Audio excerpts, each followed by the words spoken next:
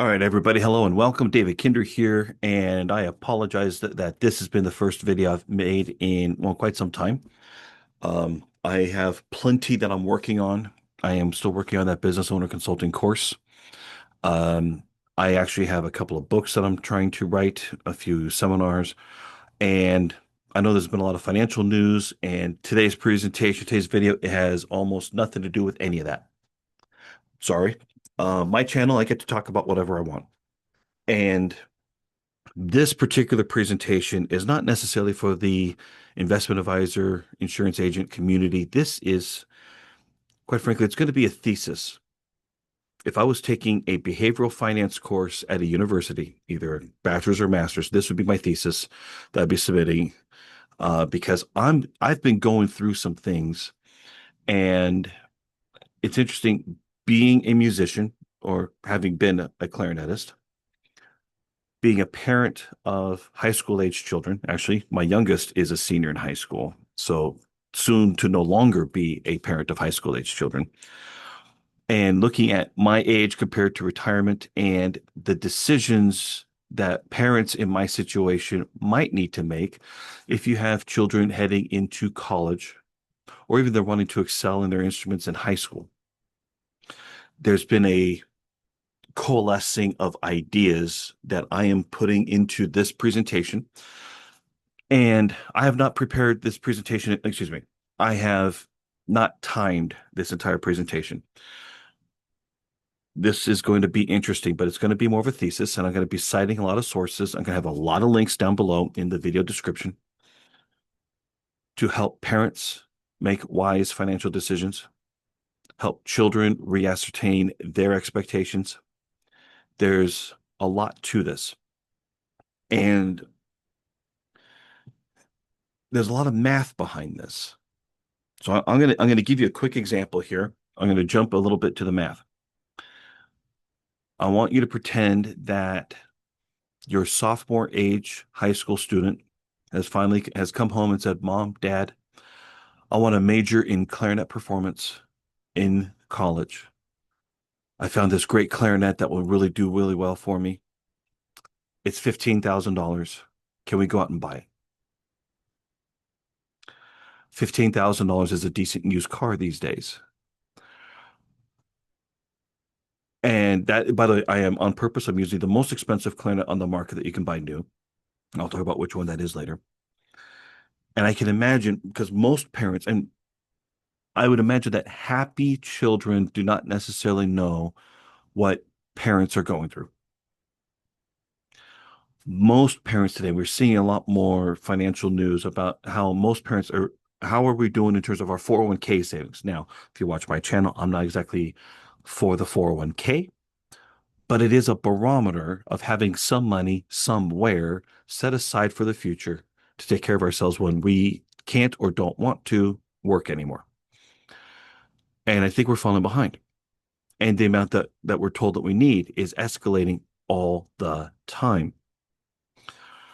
And I can imagine, and this is not an expense that you could take out for your 529 plan. There's nowhere in the 529 plan that says you could take money out to buy a musical instrument and have it be penalty free. Sorry, it's not in there. So even if you did set aside that part is not exempt. So you would end up paying income taxes and you would end up paying a penalty on that withdrawal.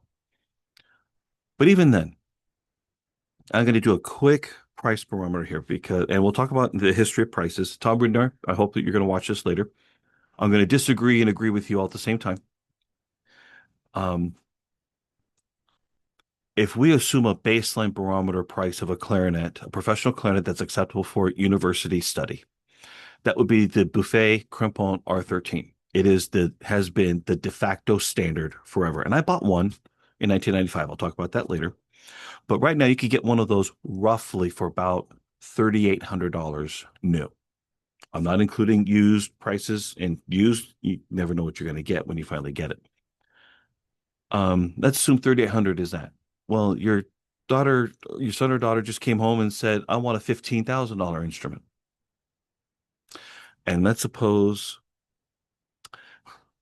I would love it if everybody that watches this says 15 grand, no problem. Let's go out and do it right now. Okay. If you can do it and not bat an eye, fine. But the difference is what, 1,200, $12,000? I mean, we're talking about a massive price difference. So that's just, I'm going to take my financial calculator here. We're going to say 10,000, excuse me, 15,000. We're going to subtract out 3,800, and we're going to assume that that's including adjustments and taxes, tariffs as they apply, whatever it is. We're looking at $11,200 difference. And let's suppose that you're a parent that's my age. I am 47, which means according to Social Security, full retirement age, FRA, is in for me is in 20 years, age 67. That doesn't mean so I'm going to plan to retire at that point, but that's when I can calculate my entire full Social Security benefit um, without taking an early. But anyway, there's a lot of rules on Social Security. So $11,200, we're going to put that in as present value, meaning this is the money that if I could keep it and have it work for me and leave it alone, what could this grow to in 20 years? So we can put 20 for N for number of years, 6%. We're not even putting in any additional payments because it's only talking about the one purchase. That is that right? I don't think that's quite right. 6%, 20 years, no payments. I put in the $11,200 future value. Okay, so that comes out to 35,900, basically 36,000. $36,000 is what we would call lost opportunity cost. That's the money that you would have saved and had kept working for you if you bought the lower price but acceptable standard clarinet and left the rest to grow for you indefinitely for 20 years. That's the real cost of buying the $15,000 clarinet instead of the 3,800. We'll talk more about that. And I'm going to also talk about that I've been getting back into playing the clarinet. In fact, here, I'm going to go ahead and start this, and I'm going to share my screen.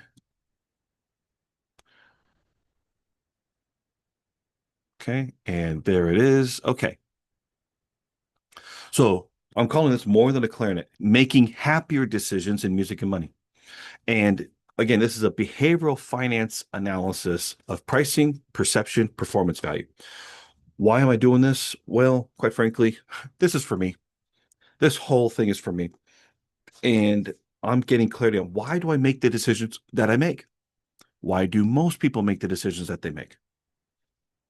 And the clarinet community can often be a very boutique community, and we all have our own slants and biases. And at least I'm usually aware of mine. So let me go through a little bit of this here. First of all, I played the clarinet through my high school years. In fact, elementary, junior high, and high school. That is me. If you go back in time on my YouTube channel, I have where I was in the Irvine Unified School District.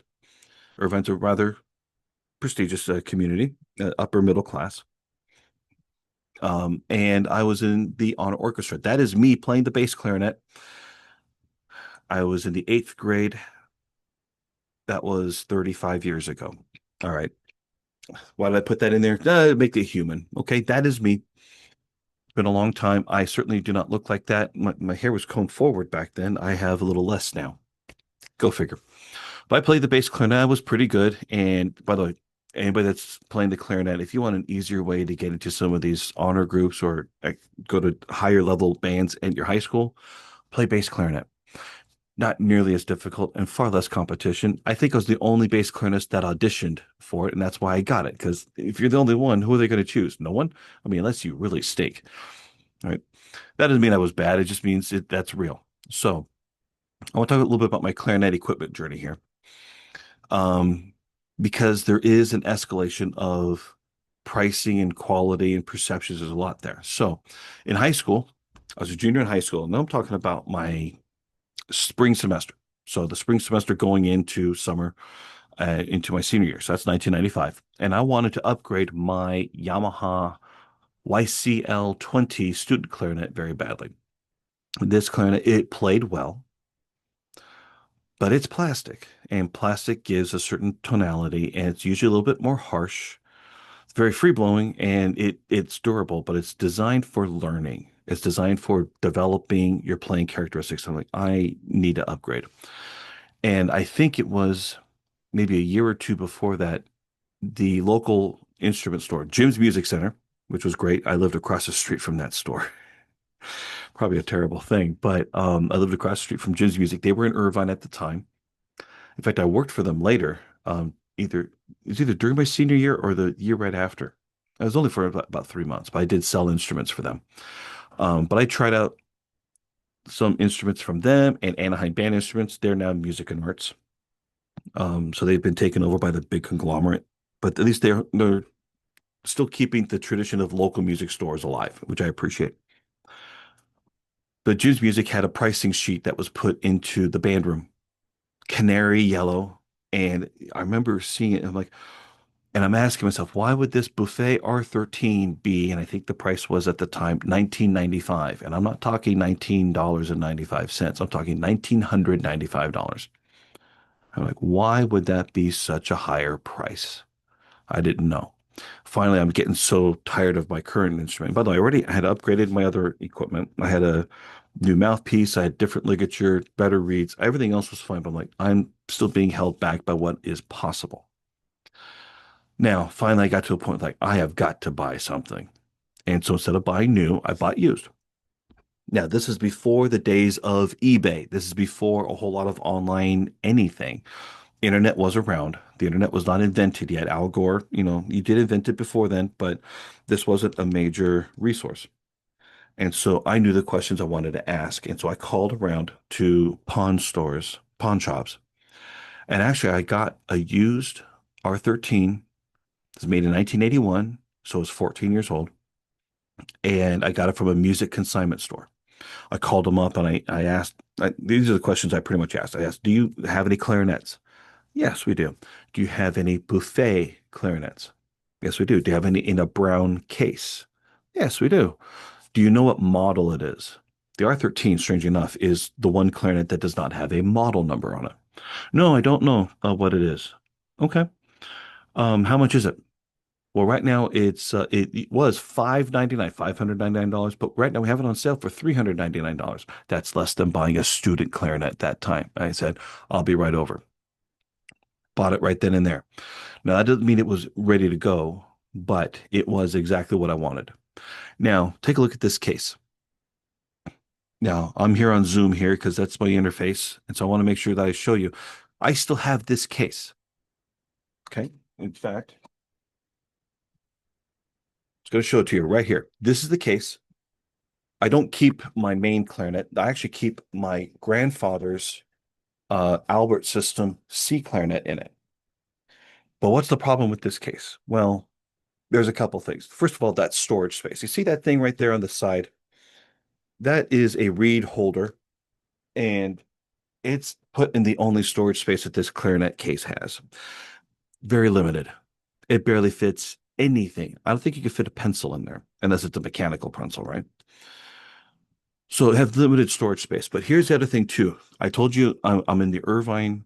I went to Irvine High School, a well-to-do community, and status and image are conscious on my mind. Not that I'm intimidated, but it's like I don't want to present anything that says I couldn't afford a new clarinet. And so I went out and I upgraded just the case.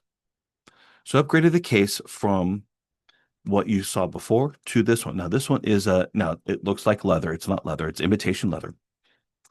And you can see here at the bottom, but I apologize. These are the actual pictures. I took these pictures on a 35 millimeter camera. This was 24 years ago when I took these pictures.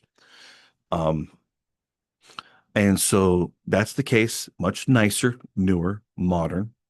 I even had a case cover for it. That's what that one here is at the top right. There's a buffet crimpon, which actually they didn't make the case covers. It was by a company called Gene Cavallaro. But they don't make them like this anymore. You see that this white, this is a white fleece. I think it's called Sherpa. They don't make those anymore. I think now they're a quilted pattern for these cases. Anyway, it was very nice. I felt like, this was a representation of the instrument that I really bought. I modernized it. I felt great. So I couldn't afford a new instrument, but I did buy the case. And back then, this was 30 years ago, that case was about $165, something like that. That case cover was about $80. about half the price. That has remained consistent, adjust for inflation. I've priced these out. If you want the case with that buffet logo on it, lately it was $377. If you want the case cover from buffet, it's about half of that. It's about $175 now. Kind of crazy. I'm like, why is everything getting so expensive? But it's not just inflation. We'll talk about that. But I didn't want anybody to think I couldn't afford a new instrument, so I got that. And by the way, having the case cover with the shoulder strap, far more convenient and much better on my shoulders. As far as any acoustic work done, I did have the clarinet looked at by Bruce Belo in Anaheim. Bruce is still legendary, by the way. He's still doing it. It's 30 years later. I still remember his name, which is a little crazy. Um, Bruce did amazing work. I created a whole list of all the things I wanted him to look at and refine, and I said, make it into selling condition. And this is where he restored the logos and such, and improved the voicing of some of the keys. Um, he did amazing work. So instead of buying new, I did buy used, and overall, because I bought the clarinet for 400, the case and case cover, add let's just call it 250, so 650, add another 300 for the adjustment work. I'm looking at about 950. Right, call it $1,000.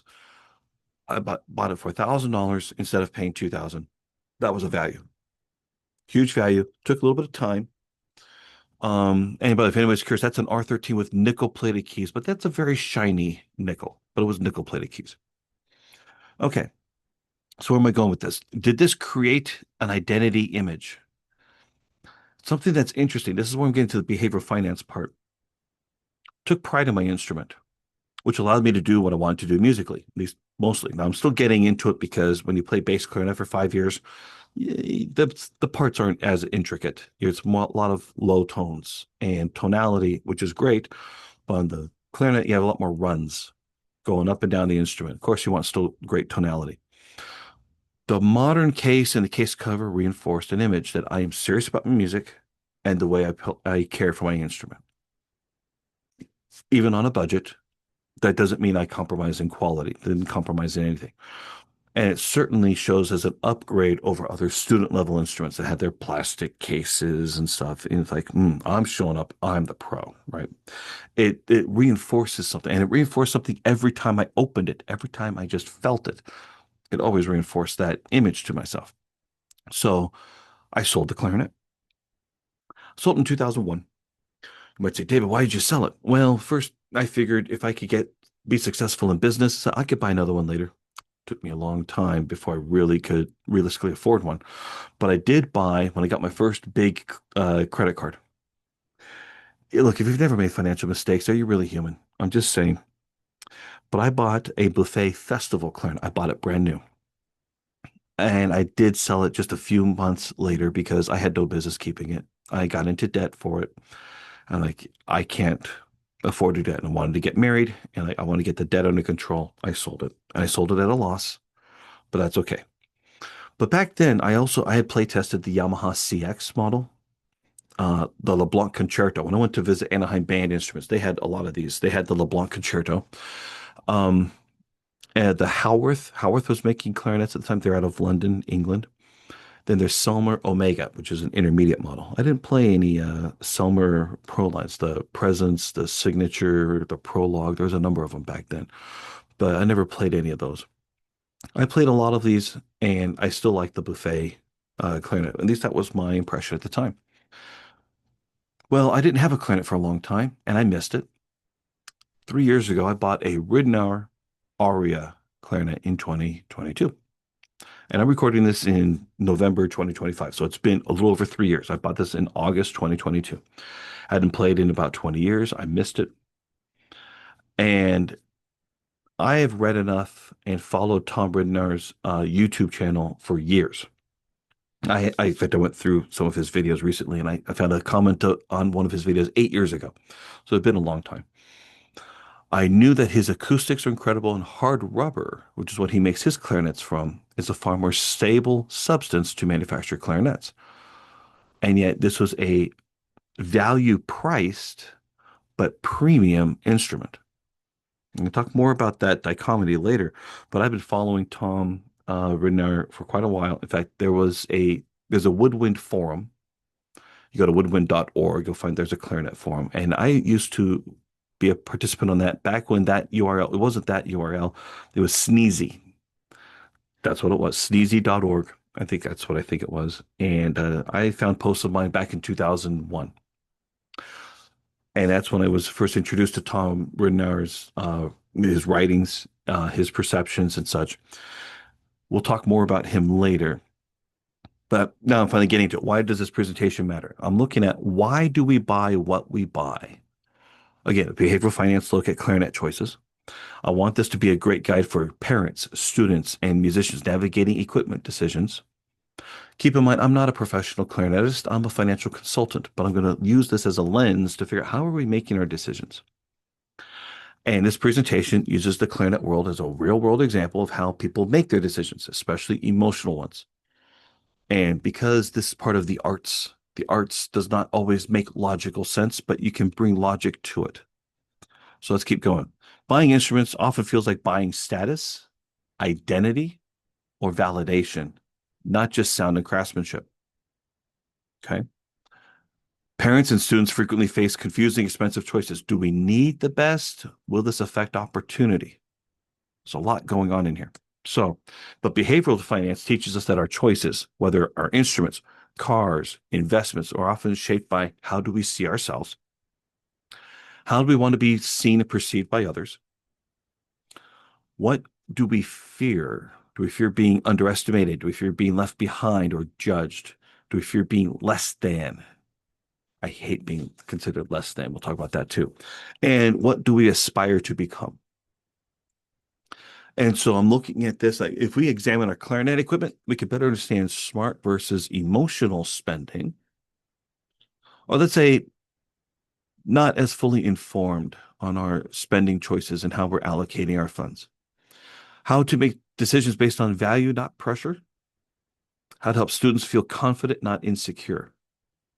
We've got a long way to go. Bear with me here, but this should be eye-opening, I think. Of course, I'm biased. And you'll notice I usually can identify my own biases. So that's where um, I'm going to be a little bit different than other presentations if you ever find anything like this out there.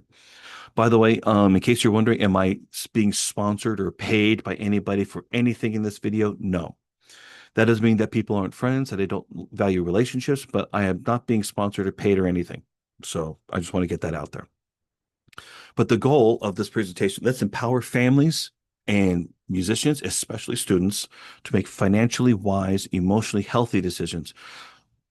This isn't about clarinets. This is about understanding ourselves. And I'm going to share with you some of my thoughts and feelings and stuff that I've had over the past few months myself. So I bought my Ridenour Aria clarinet, and it's a great instrument. We'll talk more about that later. And I continued to get it dialed in, but I felt like something was missing from my ownership experience. I'm like, what is missing here? This clarinet is, in my mind, acoustically competent as the top clarinet brands out of France, Canada, and Japan. Why did I feel that it didn't represent that? I'm like, it's just as good as, why do I not feel like it looks that way or something? What's missing? So there's two things that were missing for me. And remember that status thing that I mentioned from my high school days and stuff? Maybe some of that's creeping in, but I'm trying to be aware. Is that guiding me? Is that telling me I need something? So there's two factors that I identified. The first factor is the branded ProTech slimline clarinet case with that Ridenour logo there. You see that on the top left. And then the other one is there's no upper joint ornamentation. Two things. Is it status? I mean, could be something there. So let's talk about it. So first, the included case just didn't work for me. Now, it's a nice, slim case. But if I had an artistic quality instrument, why doesn't my case match the perception? I didn't quite understand it. But and is it a purely emotional consideration? It is, but there's also some practicality mixed in. So first is that this case, when I opened it up, it would topple over a little bit. It would weigh itself down. There's not enough weight to keep it down where the clarinet was. And if you're using that outside pocket, it would lean forward. I'm like, what's going on here? I don't remember having that issue with my other cases ever in the past. Let's keep in mind something else too. Since the last time I played consistently, I was in high school, and I may not look it, but I weigh 100 pounds more than I did in high school. When I graduated, I think I weighed a buck 75. I'm a little less than twice that, not twice that. No, no, no, I'm not that big, but I'm around 265 now. So 90 pounds more than I was before. And believe me, it's not in the arms, it's in the gut. Okay. I got a dad bod. So anyway, it doesn't sit in my lap as it did before. So there it is.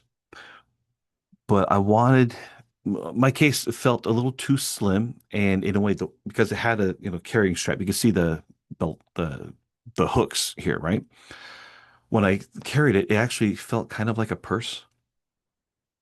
And I do not have any questions about that part of my life. I don't like feeling that way. I want something with a little more substance to it. So I wanted a premium materials. Remember, I had that leather case before. This isn't leather. This is a ballistic nylon. But I wanted premium material showcasing the quality of the instrument. The interior, that see that blue lining in there, just a tad bit more coarse than I preferred. Um, it's not going to scratch anything, but I noticed it's just not as good as I'd like. And by that logo, this gold foil logo, it is gold foil. It reflected a little bit and is a little too big for my taste. I think that's just a little too much. If I could shrink that down, that might work a little bit. So Tom, Ted, hey, work it out with ProTech. Maybe they can shrink it down a little bit. Just my opinion. Okay. So, but what do I need the case to do? Let's get that down to practicality. And this is according to Jay Hassler. By the way, Jay, appreciate you. And he runs the Clarinet Ninja channel. Well worth watching. He did the case comparisons. First thing we need to do is protect our individual instrument. Now, one of the things that you would never guess, remember, I have this wood leather wrapped case here. I tried to put my clarinet in here recently. It doesn't fit. Is that because it's used to the Albert System C clarinet I have? No, that's not the only reason. I have a different thumb rest in here, in my clarinet, than this clarinet case was designed for. It will not fit my instrument. So you still need to have it protect your individual instrument, however you have it configured, because it now has this Ton Kuiman A23 thumb rest. I've got to factor in that the plate, it's a plastic plate, mounting plate you put on the back, and it doesn't fit this as well. It rests a little bit above. Okay. So we need it to protect our instrument. We need it to carry our stuff. We want it to be durable and last.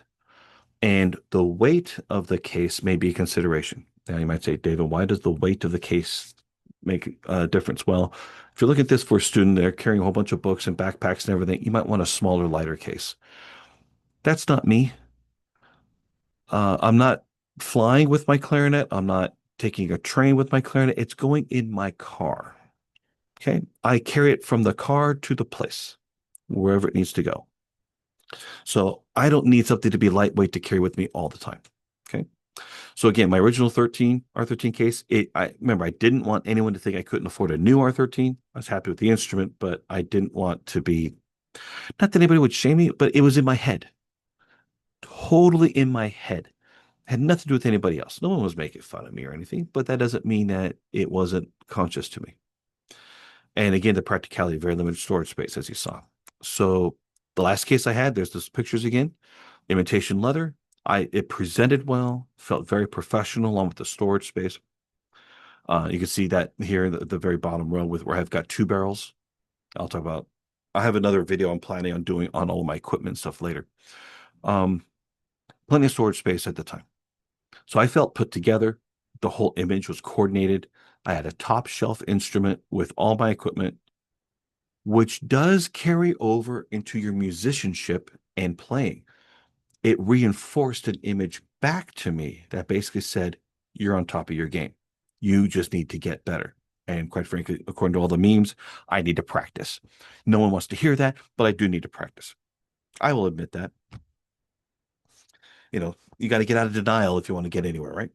So in my mind, I'm in the buffet club and I had arrived. Again, just in my mind. That's all it was. I felt I was ready to play with professional peers without apology for my equipment. There's nothing to shy away from. I come prepared. I came to play exceptionally well. If I was talking about financial services, I came to dominate, but no, that doesn't really work in the clarinet world. There's always room for ego, and I don't bother with that. Just saying. But the case showed off the quality of the instrument even before you opened it up. That's the way it felt to me. It's an image thing. And it did the other things decently well. Now, when I bought my festival clarinet, it looked a lot like this, a little bit darker leather. I don't remember if it had the previous maroon interior or if it was more black. I just don't remember.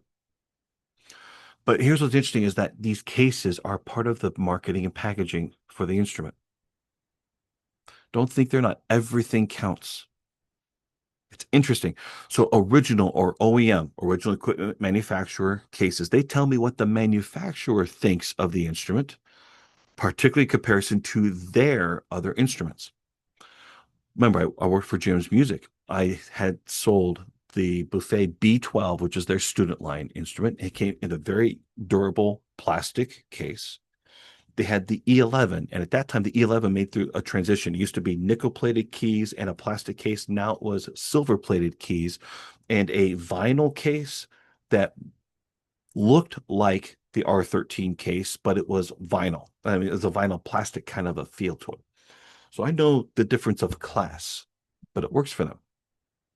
But beautiful leather, even though it's imitation leather, I know, but beautiful leather and a beautiful instrument, you felt like whatever you're going to be doing, you're going to be great at it. It reinforces an image. So I wanted to share that. Let's be aware of what's going on there. I don't expect, and remember, there's clarinets that are priced at 10,000, 15,000.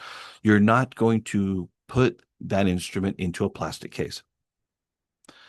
I'm reminded right now as I'm thinking about it, I'm thinking about Bill Cosby, The Cosby Show, and Vanessa brings home Dabness for the first time when they're having dinner. And finally, Cliff says, "Look, the problem isn't, your head of maintenance or you're in charge of maintenance or anything, is that she brought you in on a garbage can lid, right? It's in the presentation. It's the same principle. Okay. So be aware of that. Just be conscious of it. So, does that mean I need to get a leather case? I wasn't sure. And I'm just emotionally sorting myself out. Like, why am I searching for this out? So now, Weiner Music, they sell a non-branded version of that exact case. It's made by the same manufacturer. The manufacturer's name is Jacob Winter. I assume it's Jacob, Jakob. Um, they're out of Germany, and they make those cases. And the branded one sells for currently, this is in 2025, I've seen the highest price at 377. Weiner Music sells that for about half off if you don't need the logo, which, okay, that would be perfect, but why do I still need this? By the way, the case cover with the Sherpa lining, I can't find that anywhere. I've looked, although currently right now, I think there's an eBay listing for it, but I'm like, why am I craving this? What is driving me to this? I don't understand what's going on in my mind. What is driving me towards this? Is it this? I don't even know. And now, again, the imitation leather feels very premium. The latches feel like a vault. Now, remember, these are the same latches. I mean, it feels like a vault when you're using it. And of course, when it's new, it's even more so. This case is 40 years old. Um, it feels great in the hands. Now, this one's also leather. It's a different quality of leather. I assume it's real leather though. Um, and while that one might have a bit more storage space compared to that ProTech case with the blue lining, why am I feeling drawn to this in the first place? Did I just want a matching logo to feel better? Wasn't sure. And again, I'm not solving for practicality. There's an emotional reason for this. Now, maybe there's other cases that would fill this need. I'm like, what else is out there? And they're all over the world. So Marcus Bona, they're made out of Brazil, which I understand lately because of tariffs. There's a hefty tariff on those cases. I think it's 50%. So go figure. BAM cases are made out of France. But the case I'm showing there on the right is a Marcus Bona case. Wiseman, they're made out of England. Those things are like big tubes and they're leather wrapped and they're and the pricing of those are like £1,000. So you got to do a currency conversion for that. Again, Jacob Winter, they're made out of Germany. Lomax Classic, very cool. I like them. They're made here in the USA. Here's the difference though. My clarinet is made out of hard rubber. I don't need anything with humidification options. Don't need it. Not necessary. Hard rubber is impervious to temperature changes. Yes, the pitch will be affected, but I'm talking about uh, a danger of cracking. It doesn't have that issue. So a lot of these cases, they don't speak to me. Maybe I'm used to that jewelry type of presentation. You know, if you have a flute case, it doesn't need to be suspended like you see in this case here. This is a Marcus Bona case. You see how the joints are fitted in. You rest it on these blocks here, and then you fit it to these edges. I've never had one of these cases. I assume they're durable. I think there's a carbon fiber. There's a wood shell going on, so there is durability because otherwise it just looks like a whole bunch of felt. And I'm like, I don't know how that works. So I assume they're durable. They will protect, and they suspend the instrument, but that just doesn't look the way I want it. It makes no sense at all. This is all emotional considerations, right? This is all like, what do I want? And I don't. None of this is practical, right? If I was trying to be very practical, I would have stayed with that original case. Like, why am I being drawn to this? Something's going on in my mind. What value am I trying to solve for me? And I don't always know. Now, these cases, they don't speak to me, but they can be practical if I decide to add additional clarinets. I would like to get an A clarinet. Not that I've ever needed one, but I want one. I want one to match my instrument. I might want an E flat. I've never played an E flat. I might want a C clarinet, and I definitely want to get a bass clarinet. So there's some clarinets I like to get. And when you have multiple clarinets, getting different case configurations can then make sense. In the meantime, it doesn't. So one day it can make sense to get one of those. But these cases are $200 to $500 plus. The bass clarinet cases can easily be $800. But again, I'm not traveling by air. I'm not traveling by train with the clarinet. So, and it doesn't seem to fit my aesthetics preferences. By the way, this is a newer trend, I guess. More of these cases are becoming backpack style. I've never been a backpack kind of a guy. Even my senior year, I didn't have a backpack. I had an attaché case. Not attaché. Well, it's a kind of a computer bag type of a thing. Um, and by the way, with these some of these cases, I'd have to keep my laptop because I use a laptop for my sheet music now. You have to keep that in the outside zipper pocket. I don't want anything to crack my laptop, especially the screen right before. No, bad idea. So I do have, and I got this is a nice, decent case with a very good price. Now, prices have changed recently, but this is a ProTech, same brand as the case before, but it's a carry-all case. So you can look inside. It's a nice black interior, but it's a very nice velvet lining. It's wonderful. It fits that E flat, A flat key just fine because that's an extra key that not every clarinet includes. I have plenty of space. In fact, see this part here in the middle is a barrel. I could fit two more barrels in this side case and two more of these mouthpieces to stack on top of each other, right there in that side compartment.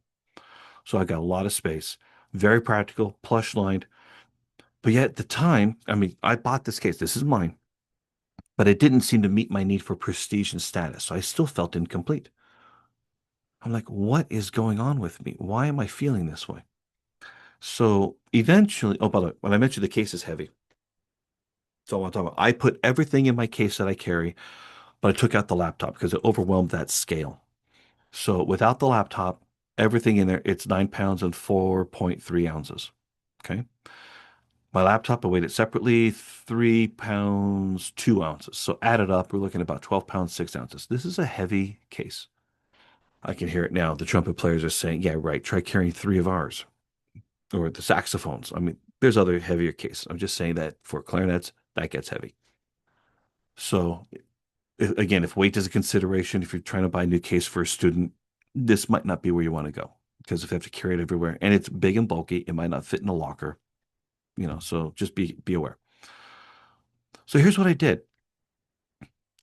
ProTech does make quality cases at low prices, but they tend to have a reputation of being cheap cases, and especially for students. Now they're very good at what they do, but they're very inexpensively priced. Remember, I've got that status image thing in my head, right? So here's what I did. I applied a quality logo to it, and I was augmenting that mental positioning inexpensively. So here's what I did. I ordered two of these custom heat transfer logos. You see that there at the bottom. Now, what's different about this? This is a matte finish, not foil, right? So it does not reflect. It's smaller. I mean, assuming that these pockets are the same size, it's smaller. I have the instrument model here because that was the logo I was able to get. Cleared the background using Canva. I bought two. They included three in my order. I ironed it on. It looks great. Now, it's not a leather case still, but it's a quality case, durable material.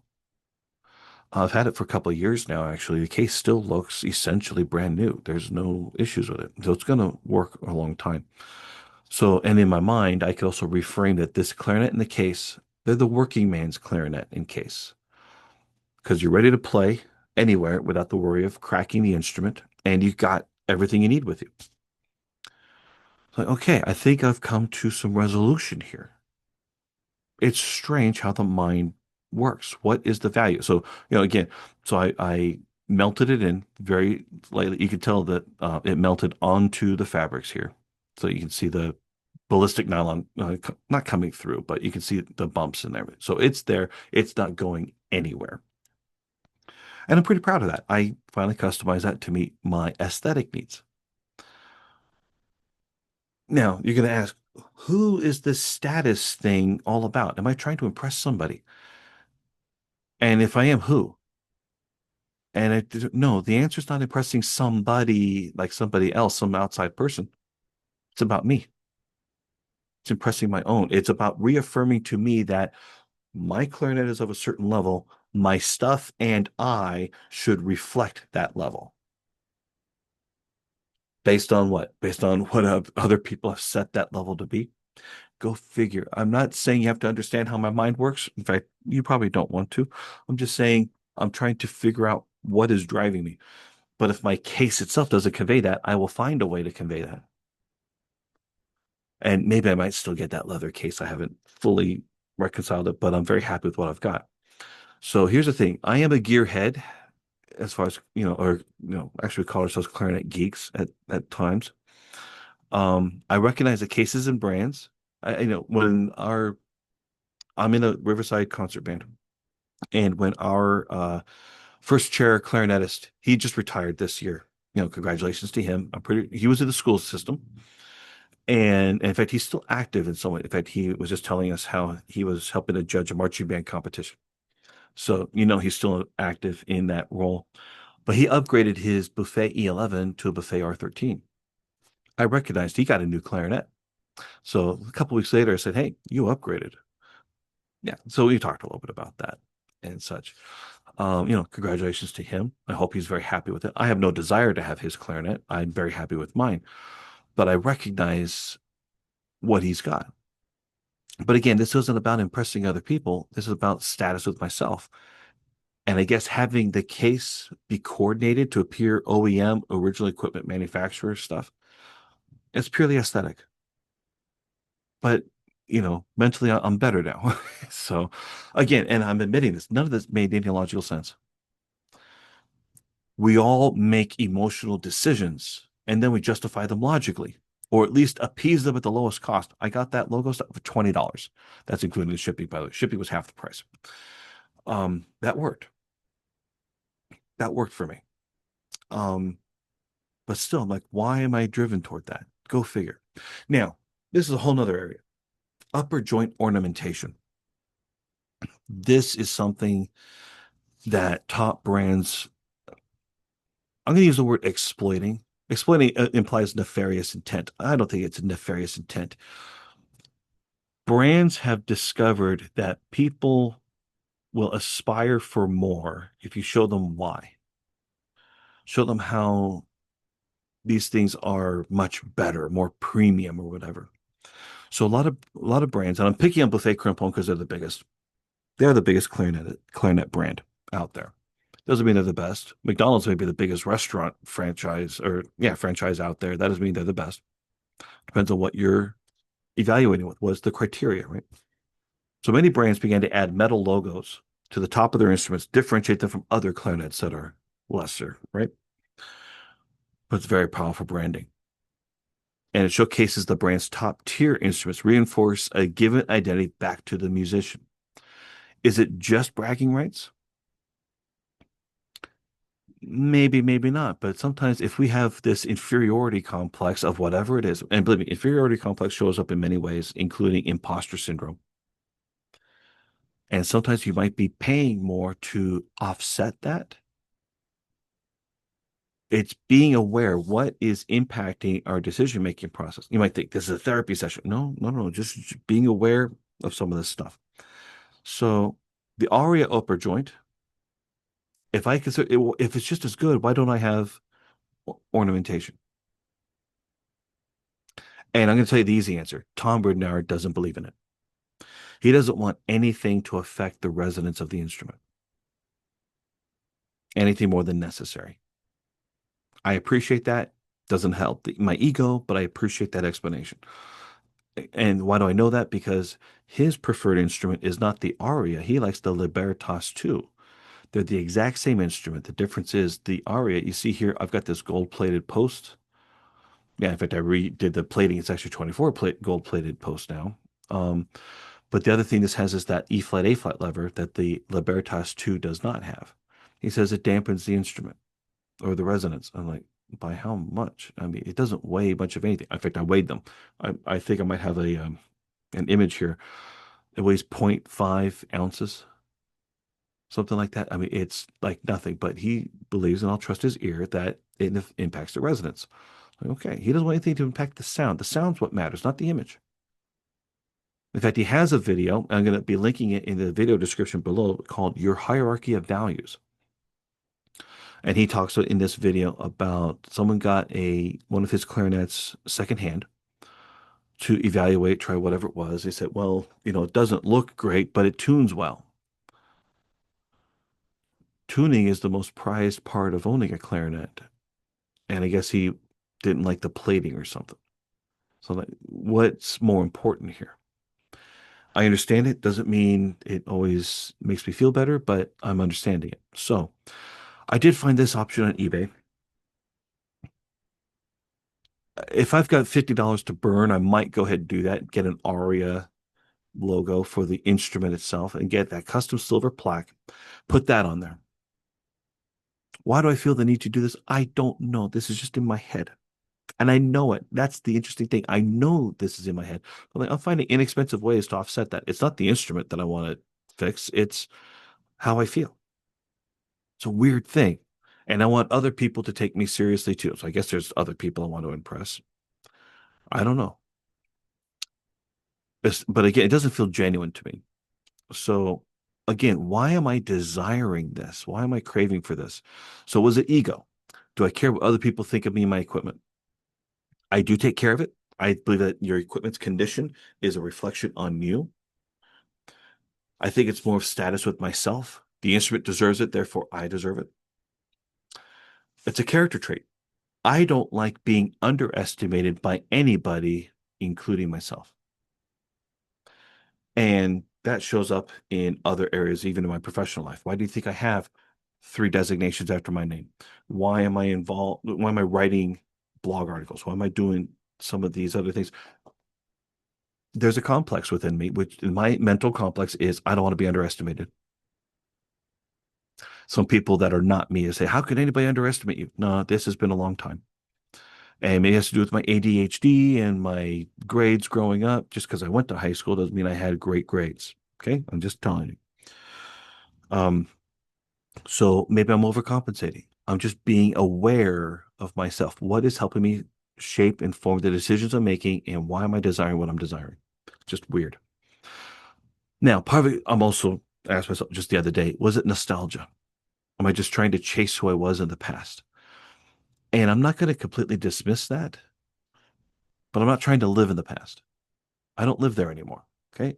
This is 2025, not 1996. It's been 29 years since then. Okay.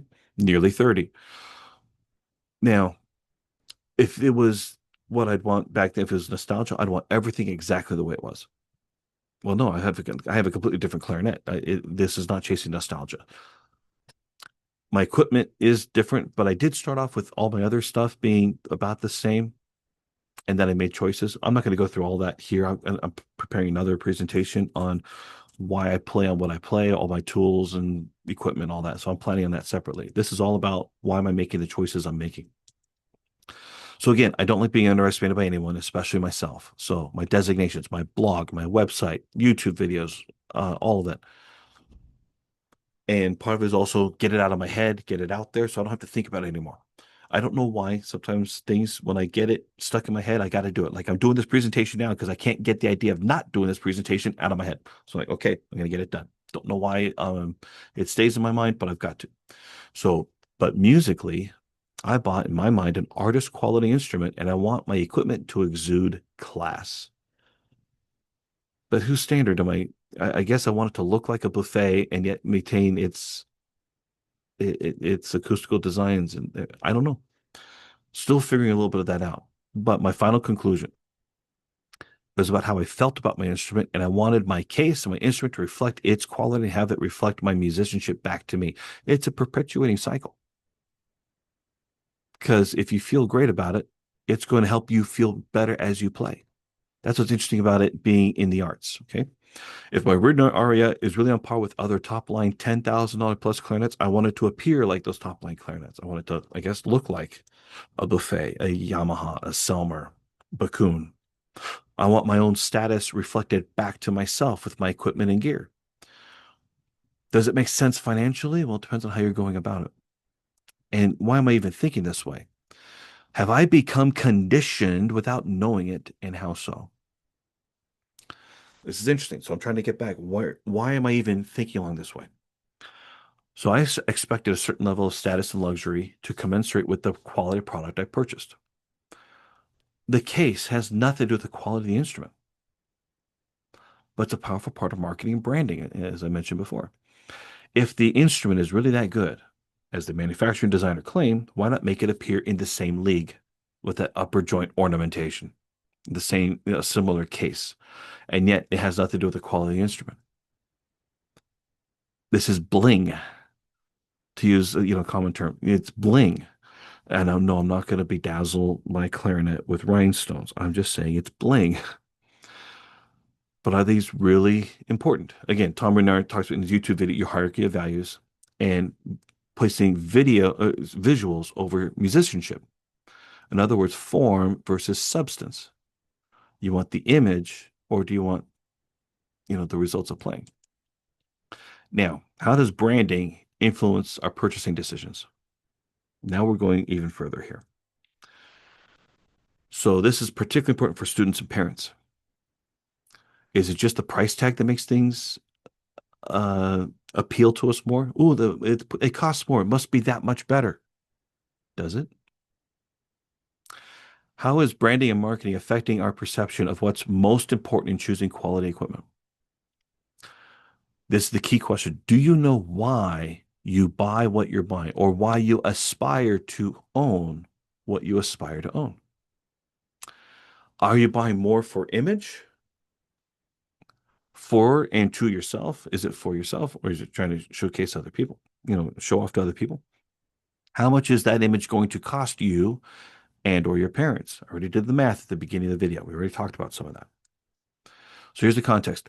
Tom Ridenour, in many of his videos, he's asserted that clarinet prices have increased substantially over the past 30 years. Tom, this is the part where I'm going to agree and disagree with you very agreeably. Some claim, this is where Thomas said, he said that the price of clarinets have outpaced even healthcare and college tuition. He doesn't mean on a net basis. He means on an increasing pricing basis. How much has the percentage increase over years? Is it really inflation or is it market segmentation? We'll talk more about this. So let's go through this. Remember, I used to work for Jim's Music back in the mid 90s. So these are the approximate pricing that I remember. And we're going to pick on Buffet again. So Buffet had three main models. The Buffet B12, this is their basic student line clarinet, is about 500, maybe $600 at the time. But that was made in Germany. That does make a difference, by the way. The Buffet E11, also made in Germany, intermediate model, about $900 back then. So it cost more, not a huge amount, but it did cost more. The R13, and it, notice I notate the nickel plated one. That's what this store had. It was about $2,200. Okay. So that was in the mid 1990s, 30 years ago. What are they today? Well, the Buffet has two models. They have the Buffet Premium and the Buffet Prodige that have replaced the B12 model. And why do they do that? Because they're also doing some of their manufacturing in China. I think they're doing the finishing work on these instruments in China. So they're trying to keep the cost low while still maintaining brand integrity. Okay. But there's some Chinese manufacturing going on. So that instrument is about $800, maybe 900. It has increased, but not terribly so when we look at a 30-year time frame, right? The Buffet E11 is made in France. Used to be made in West Germany. Now it's made in France. Intermediate model. But now it's about $1,800. Now, currently, if you're watching this, sweetwater.com is a large website, has all kinds of gear. As of right now, I remember they are showing a special on it, save $600. So you can get it for basically $1,199, $1,200. Not bad. Not bad at all. But that, again, that's an intermediate model. The R13 has increased to $3,700. Okay, so let's do the math. Prices have roughly doubled nominally, and inflation, I believe, accounts for most of that increase. If we did the math, remember, I got a financial calculator, I did the calculation. It essentially ends up being 1.75% each and every year for 30 years, which nothing is ever linear like that, right? Sometimes it'll go up far more than other times, whatever it is. But essentially, for that pricing, only 1.75% a year. Well, if we compare that to um, healthcare, healthcare is often double the rate of inflation. If inflation is often 3%, healthcare would be 6. Why? You get government involved, everything goes up. Just saying, because government is very inefficient and government prints money. There's an economic discussion, but that's how it happened for healthcare, right? What about what was the other one? College tuition also rises at twice the rate of inflation typically. Why? Same reason. Government intervention. You look at, they're lending money for just about every program out there. You don't even have to financially underwrite your chosen degree. You want a degree in underwater basket weaving? You can have one. Can't guarantee you a job afterwards, but you can have a degree in that. That's what you want. If you're going to go into debt for your education, know what you're getting into. Okay. So here's what actually changed. And I'm picking on Buffet a little bit because they may have been the first one. I don't recall. In 1987, the Buffet line introduced the Festival clarinet. Remember, I bought one, right? The Festival was introduced as a higher tier alternative to the R13. Well, what did the Festival offer? Essentially, it offered a higher grade wood, and it was so good that it was unstained grenadier wood, so you could let all the beautiful wood grain show. Which, by the way, when I bought my Festival, they had two of them in stock. I picked the one that had the best wood grain. Such a scientific way to choose something. I don't think, did I even play them? I don't think I even played it. I was like, that's prettier. I'll take that one. That was the extent of that. Anyway, but in the early 90s, Buffet introduced the Buffet Elite and the R13 Prestige, which expanded that premium category. Again, unstained wood. The Buffet Elite actually had some carbon fiber rings to enhance resonance and stuff. A lot of other things that they did. And they were able to charge a higher price for those designs. Little changes, big price difference. For the 2000s to 2020, so the past 25 years, Buffet introduced the Tosca, which is essentially their flagship design. Buffet is celebrating their 200th year anniversary this year, and they have a select line of instruments. I think they're made of mopane, not grenadilla wood, but mopane. and they put the special 200-year anniversary logo on there. Remember, talking about ornamentation, right? Wouldn't want a 200-year anniversary.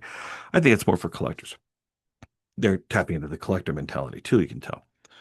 But they did that only with the Tosca, which I believe shows how much they think about the Tosca. It is their flagship. There's the Divine, Legende. Remember, there's a French manufacturer, right? The Legende. Selmer Paris has the Muse. That's their newest.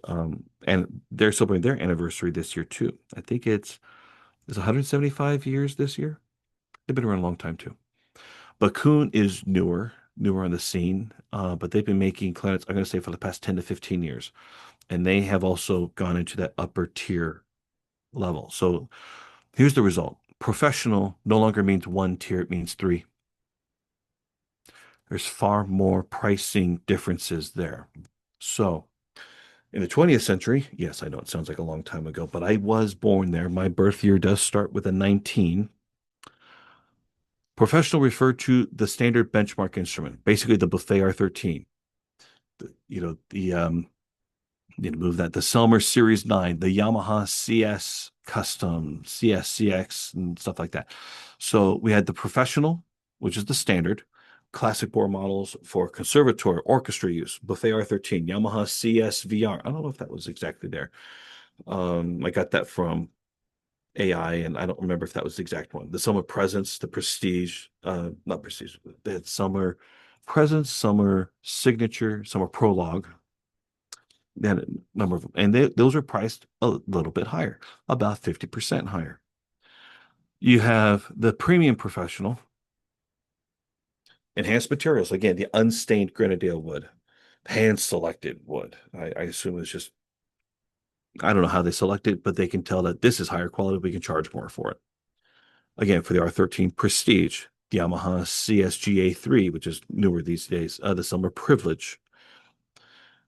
Then you have the artist custom flagship. We have these boutique builds, the artist collaborations, luxury finishings. You have the Buffet Divine, the Legende, the Selmer Muse, the Bakun Lumiere, and not to mention the Bakun CG, Corrado Guffredi, Maestro Corrado Guffredi. He helped to design it, and it's a carbon fiber clarinet with a wood core. So anyway, professional is now a spectrum. It's not a single benchmark. So this is new over the past 30 years. Now, in the mid 90s, anybody that's as old as me, and you were paying attention, there was a magazine. I think they published it every quarter. It's called Wind Player Magazine. And if you go through the Internet Archive, you might be able to find some articles. I did find a couple. But these spotlight articles of people playing each instrument, the flute, sorry, it's misspelled here, but flute, clarinet, oboe, trumpet, trombone, and what their equipment was. Everyone wants to know, what are you playing on? But very few were extravagant instruments. In fact, at the time, because remember, it's 30 years ago. I think I saw someone played on a Prestige R13. Tosca wasn't even in anybody's mind. There were no $10,000 instruments. In fact, back when the Tosca was first introduced, it was 5,000. So the luxury boutique boom. So these custom artist level instruments now sell for 7 to 15,000. Small batch production, exotic woods, artist endorsements, all of that drive costs. Legacy brands leverage their heritage to justify the higher price points. And a lot of players justify those heritages in order to justify their purchase decisions too. Now, I've dealt with a troll online, and this guy, he thinks that the Ridenour brand is trash. He doesn't like it at all. He says, I get a better tone out of this. He's continuing to justify for himself why he doesn't sound as well. I'm sorry. Anybody that can't get over it by now, he has mental issues. But he's often, blaming the brand rather than himself. And it's an interesting thing to observe because so many people are so stuck on being right and staying in their current course that they're not open to other ideas. We'll talk more about that later, as to why someone should not consider a Ridenour clarinet, and that's part of the reason. So here's the key question that I want parents to ask and students to ask. I want everybody asking this. If the R13, I'm not even talking about Ridenour, okay? We're leaving that out of the equation for now. If the Buffet R13 has been the legendary choice of professionals since it was introduced in 1955, and it's about $3,700 today, if you consider that the baseline. But if you were to purchase one of these boutique models for 7 to 15,000, what are you getting in exchange for that difference?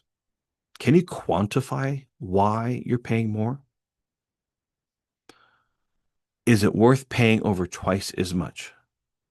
Can you quantify it? Why exactly are you paying more? Now, who's Tom Ridenour? I'm mentioning him a little bit because I'm quoting some of his materials here. But he has a master's of clarinet performance from Yale. Yale's a pretty good school. You probably heard of Yale. It's right up there with Harvard, right? One of those Ivy League schools. Yet he's not an elitist. Now, Tom has designed and helped manufacture clarinets with the LeBlanc Corporation, most notably the Opus, the Concerto, the Esprit, the Infinite clarinets, and this is in Paris. So he's familiar with the manufacturing process. And obviously acoustics and designs. And his acoustics have been heralded as some of the most in tune and the most melodic of clarinets. Did it really take off? Well, no. Why not? Same reasons as before. Some people just love their brand. They're not gonna deviate. So even LeBlanc had some of that, even though LeBlanc had been doing clarinets even longer than Buffet had at the time. LeBlanc is no longer around. They were absorbed by the Conn-Selmer Group. This was in the early 2000s. Um, they still make some clarinets in the LeBlanc line. In fact, Julian Bliss had his own LeBlanc clarinet line. Julian is no longer a LeBlanc artist because they're not around, and so he's actually now a Buffet artist. I don't blame the artist for taking advantage of opportunities that come up. I would do the same. It makes financial sense. You get Buffet to sponsor your master classes. You in turn help to promote Buffet. It's a reciprocal arrangement.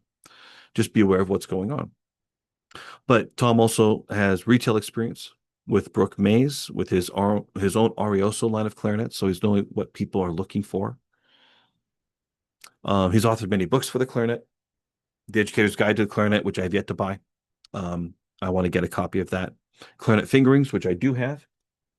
But I have both of them here. So the Clarinet Fingerings book, I won an online contest and he sent this to me. This is like 6 years ago. And then he also wrote the Definitive Guide to Successful Reed Finishing. So I have this as well, still learning from it. So I want to beg the question here. Considering Tom's experience, education, manufacturing experience, playing experience, sales experience, why would anyone with that kind of pedigree, experience, and expertise design his own line of clarinets out of hard rubber instead of grenadille wood? Why would someone in their right mind do that? Let's put it that way. Let's be bold on that question. Why would anybody in their right mind do that based on what he knows? Or based on what we think he should know, based on just that information? The answer comes in answering the second question. What might he know that the rest of the clarinet manufacturing community and the clarinet community in general have yet to learn and figure out? That's the key question. When you figure that out, you'll find new freedom. In fact, that's what libertas means. It's liberty. Just want to throw that out there. That's he named one of his clarinets. So here's what Ridenour says about price and performance. Now he has an article on his website. The more you pay, the better it plays. Really? It is not true that the best performing products are always the most expensive. But you have to be willing to accept that as new information. It's interesting. I will watch a video on YouTube and someone will talk about, and I don't remember her name right now, but she would talk about different mouthpieces, different ligatures, and she compared them all only by price comparison. If you want to spend under $100, these are the ones to look at. But if you want a better ligature, you look at spend a little more money. Between 100 and 200, you can get this one. If you want even better, you can do this. And she showcased that her favorite one was a particular model that met the criteria of paying the most. Is that really the criteria? The more you spend, you always get better? Does it always have to be that? And I guess the classic response is it depends. which is what I say all the time on my financial stuff. It depends. But there are many costs that are built into high-end clarinets that have nothing to do with acoustical quality. Now, this is all business overhead, dealer markups, right? Because if you sell through an instrument store, right, they have to make money. Remember, this is a business, right? So the dealer markups, you have advertising, you have to create at the time brochures, product slicks. These are, one page flyers. I remember picking up a bunch of those. Artist endorsements, they, I don't know if there's an actual cost with an artist endorsement. There's actually a video with Michael Lowenstern. He talks about his artist endorsement with Bakun clarinets, and he just gets a little bit of a discount on his own purchases. And he's also a dealer, so I guess he might get a little bit of a better bulk buying discount. I don't remember that part. But you also have inventory overhead because you have such a vast um, dealer network. You have to make sure that they're supplied well. But here's the thing is that it's not just that, it's also about where is the business located. Now, as I said at the very beginning of this entire video, I'm working on a business owner consulting course, right? I want you to pretend you just graduated dental school and you like to buy a dental practice. And let's assume that money is not the issue. You have the money, you have the backing, you have the lender or whatever. Either you've got the money or you got it lined up. It doesn't matter. So the money of purchasing is not the equation here. I want you to think about this. You're looking at buying a dental practice in either California or Texas. What are the factors you got to consider when you buy a dental practice? What is the current state of the equipment? That's part of it. What is the price of the real estate and property taxes, business taxes? What is the regulatory overhead? Even if, but what's the state income taxes? Let's keep it very simple. Let's keep it high level. State income taxes. California has a state income tax. It tops out right now 13.3 or 14.3%. I can't remember what it is right now. That's at the highest end for individual income. Texas, no state income tax. Now you might say, well, Texas, that makes it better. Does it? Not one factor influences the rest. So if you're comparing two businesses, if the revenue is the exact same, what's the quality of life then? Well, Texas, you might be able to keep more because you're not paying state income taxes, right? So that's a little bit higher for equal, so if you've got $2 million of practice revenue and there's the exact same, so you look at California, you buy maybe an average home for $1 million. What would I be in Texas? Let's just cut it in half, 500,000 maybe. Wouldn't that house be 4 times the size as the one you buy in California? Maybe. Do you want the weather of Texas or do you want the weather of California? You see, not one issue affects it all, but it all affects the pricing, the end result of what your patients are going to pay, or as a manufacturer, how you're going to price your instruments. France has some higher tax revenues, which remember, corporations don't pay taxes. Let me back up for a second. Businesses always pay they're a tax paying entity. They pay taxes, but they don't pay them themselves. They pass the tax into their pricing to the end consumer. So there's always going to be some sort of bloat above a reasonable profit margin because of the requirements of these businesses to meet their manufacturing requirement to be a business. If you have a certain number of employees, um, first of all, healthcare in the United States, if you have X number of employees or more, you have to offer health insurance.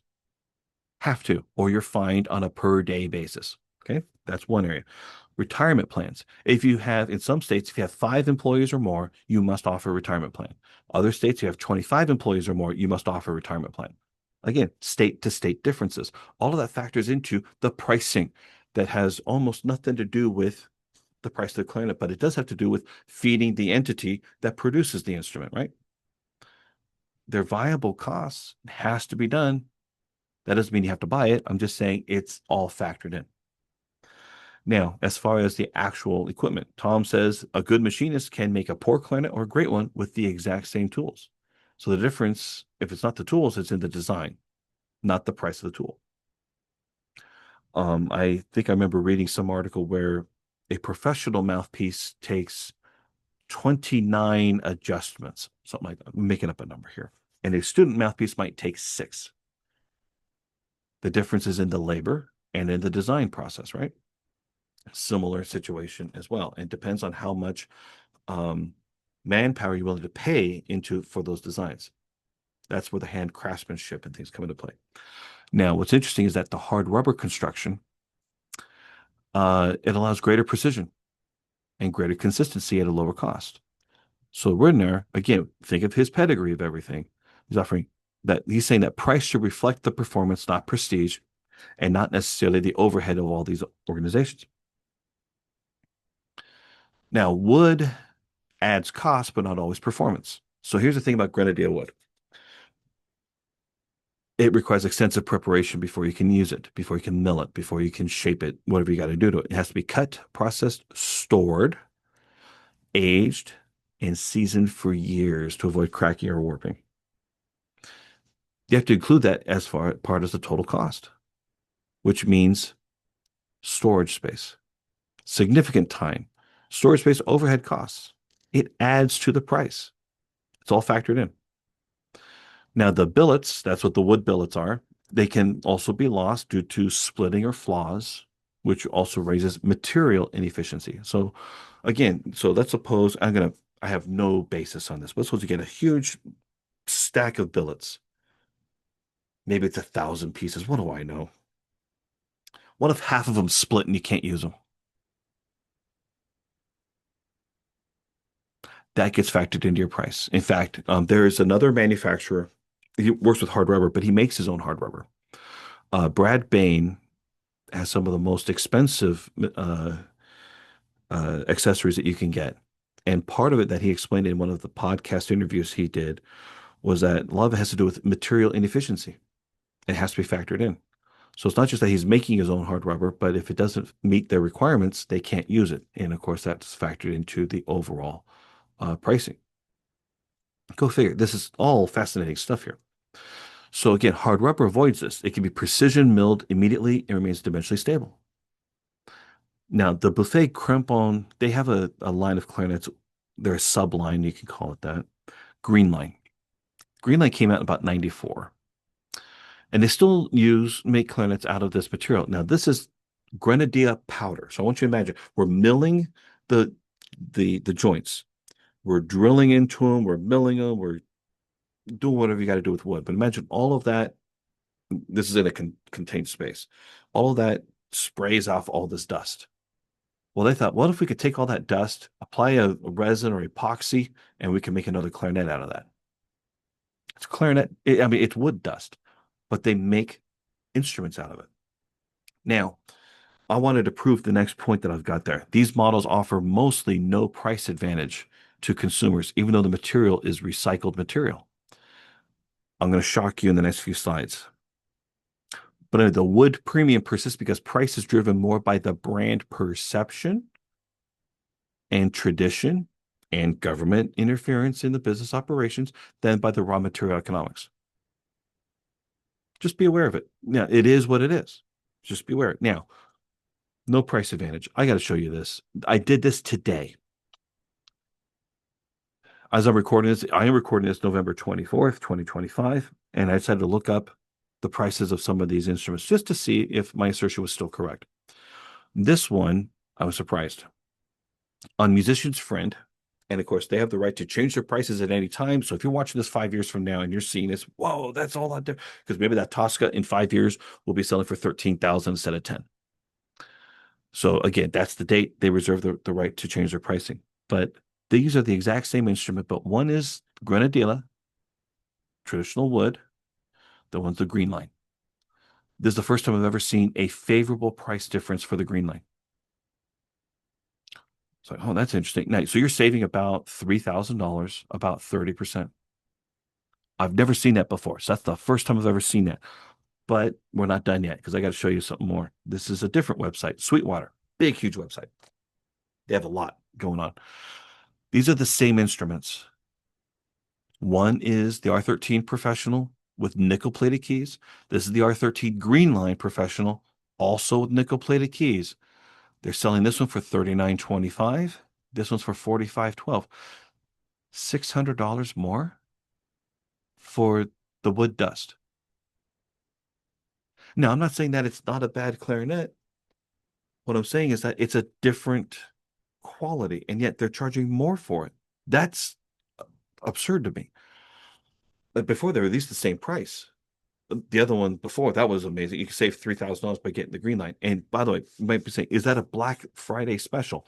None of this was labeled saying special offer ends November 30th or whatever. There was none of that. This is unique.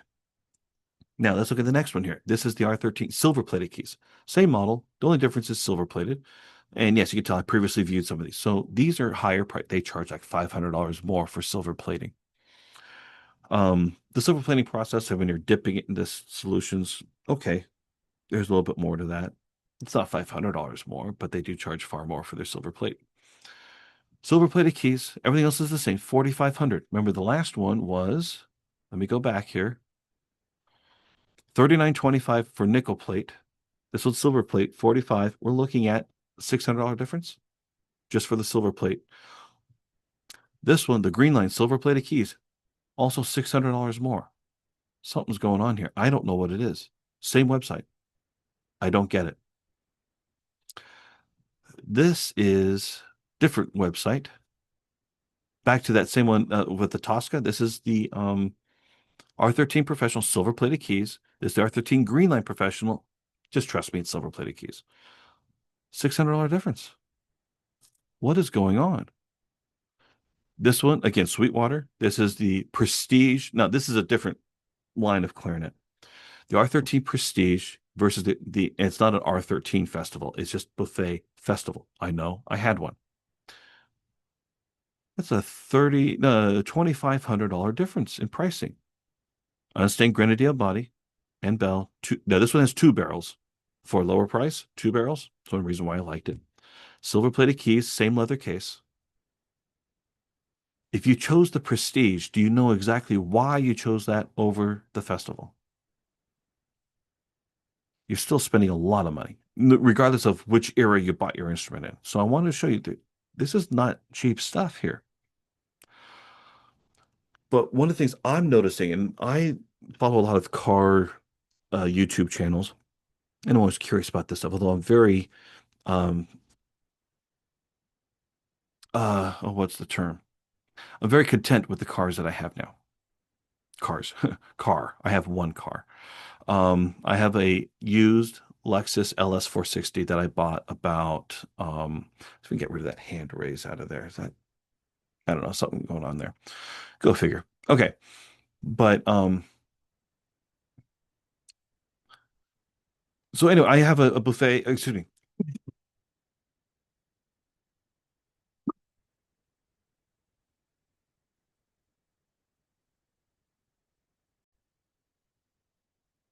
All right. Sorry about that. I got a frog in my throat. Okay. So I cleared that up. But one of the things I'm noticing is that the car world is also expanding their upper tiers.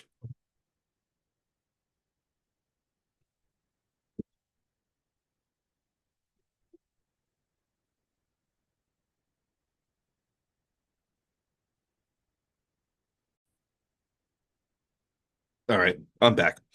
Okay, so the car world is mirroring a lot of this, or the clarinet world is mirroring what the car industries are doing, the auto industry, because the car industry is also expanding to these upper tiers. They're finding that people that have money and wealth will pay more if they feel that that price is justified to them. And so they've all expanded upward to multiple tiers. I'll have another example in a minute here, but they have understood that status and aspiration drive product segmentation. Just like professional in instruments means there's entry, there's premium and flagship. Same thing's going on in cars. So let's compare Buffet Crampon to Mercedes-Benz. And Mercedes made in Germany, Buffet is in France. Close enough, right? So you have the Buffet, B12, the Prodige, and Premium. These are the entry level. You can equate that to the Mercedes C class. I go to C class, not necessarily the A class. A class, if you're following Mercedes-Benz, it's the newest entry level, and I'm not very impressed with it. You're buying that for the badge only, pretty much. It's just entry level into the brand. The Buffet intermediate level, there's the E11, there's the E12F, and the E13. I would equate that to the Mercedes E class. It's kind of obvious there in the name, which is kind of nice. To me, the Buffet R13, again, the benchmark standard professional instrument, I'd equate that to the Mercedes S class. The S class of Mercedes is the de facto standard of luxury that every brand compares itself to, at least at that tier. There's still tiers above that, though, because you have the R13 Prestige and the Buffet Festival. Well, let's equate those. They're similar enough in their mechanics and such, maybe a little bit different design. In fact, they just refreshed the Buffet Festival, I think this year, with a little bit more design differences. Go figure. But compare that to the Mercedes AMG S63. So it's the S class, but it's AMG tuned and enhanced craftsmanship and precision, um, different tuning in the engines. So that's a sub level there. Then you have the Buffet Divine, the Legende, the Tradition, the Tosca. And again, picking on Buffet here, but they have the Mercedes Maybach, ultra premium artistry going on. And they're finding that people will pay for them, which makes it worth to build. And so if you build it, they will buy it. Luxury brands realize that desire creates the demand. So some of these other um, models have actually saved entire car brands.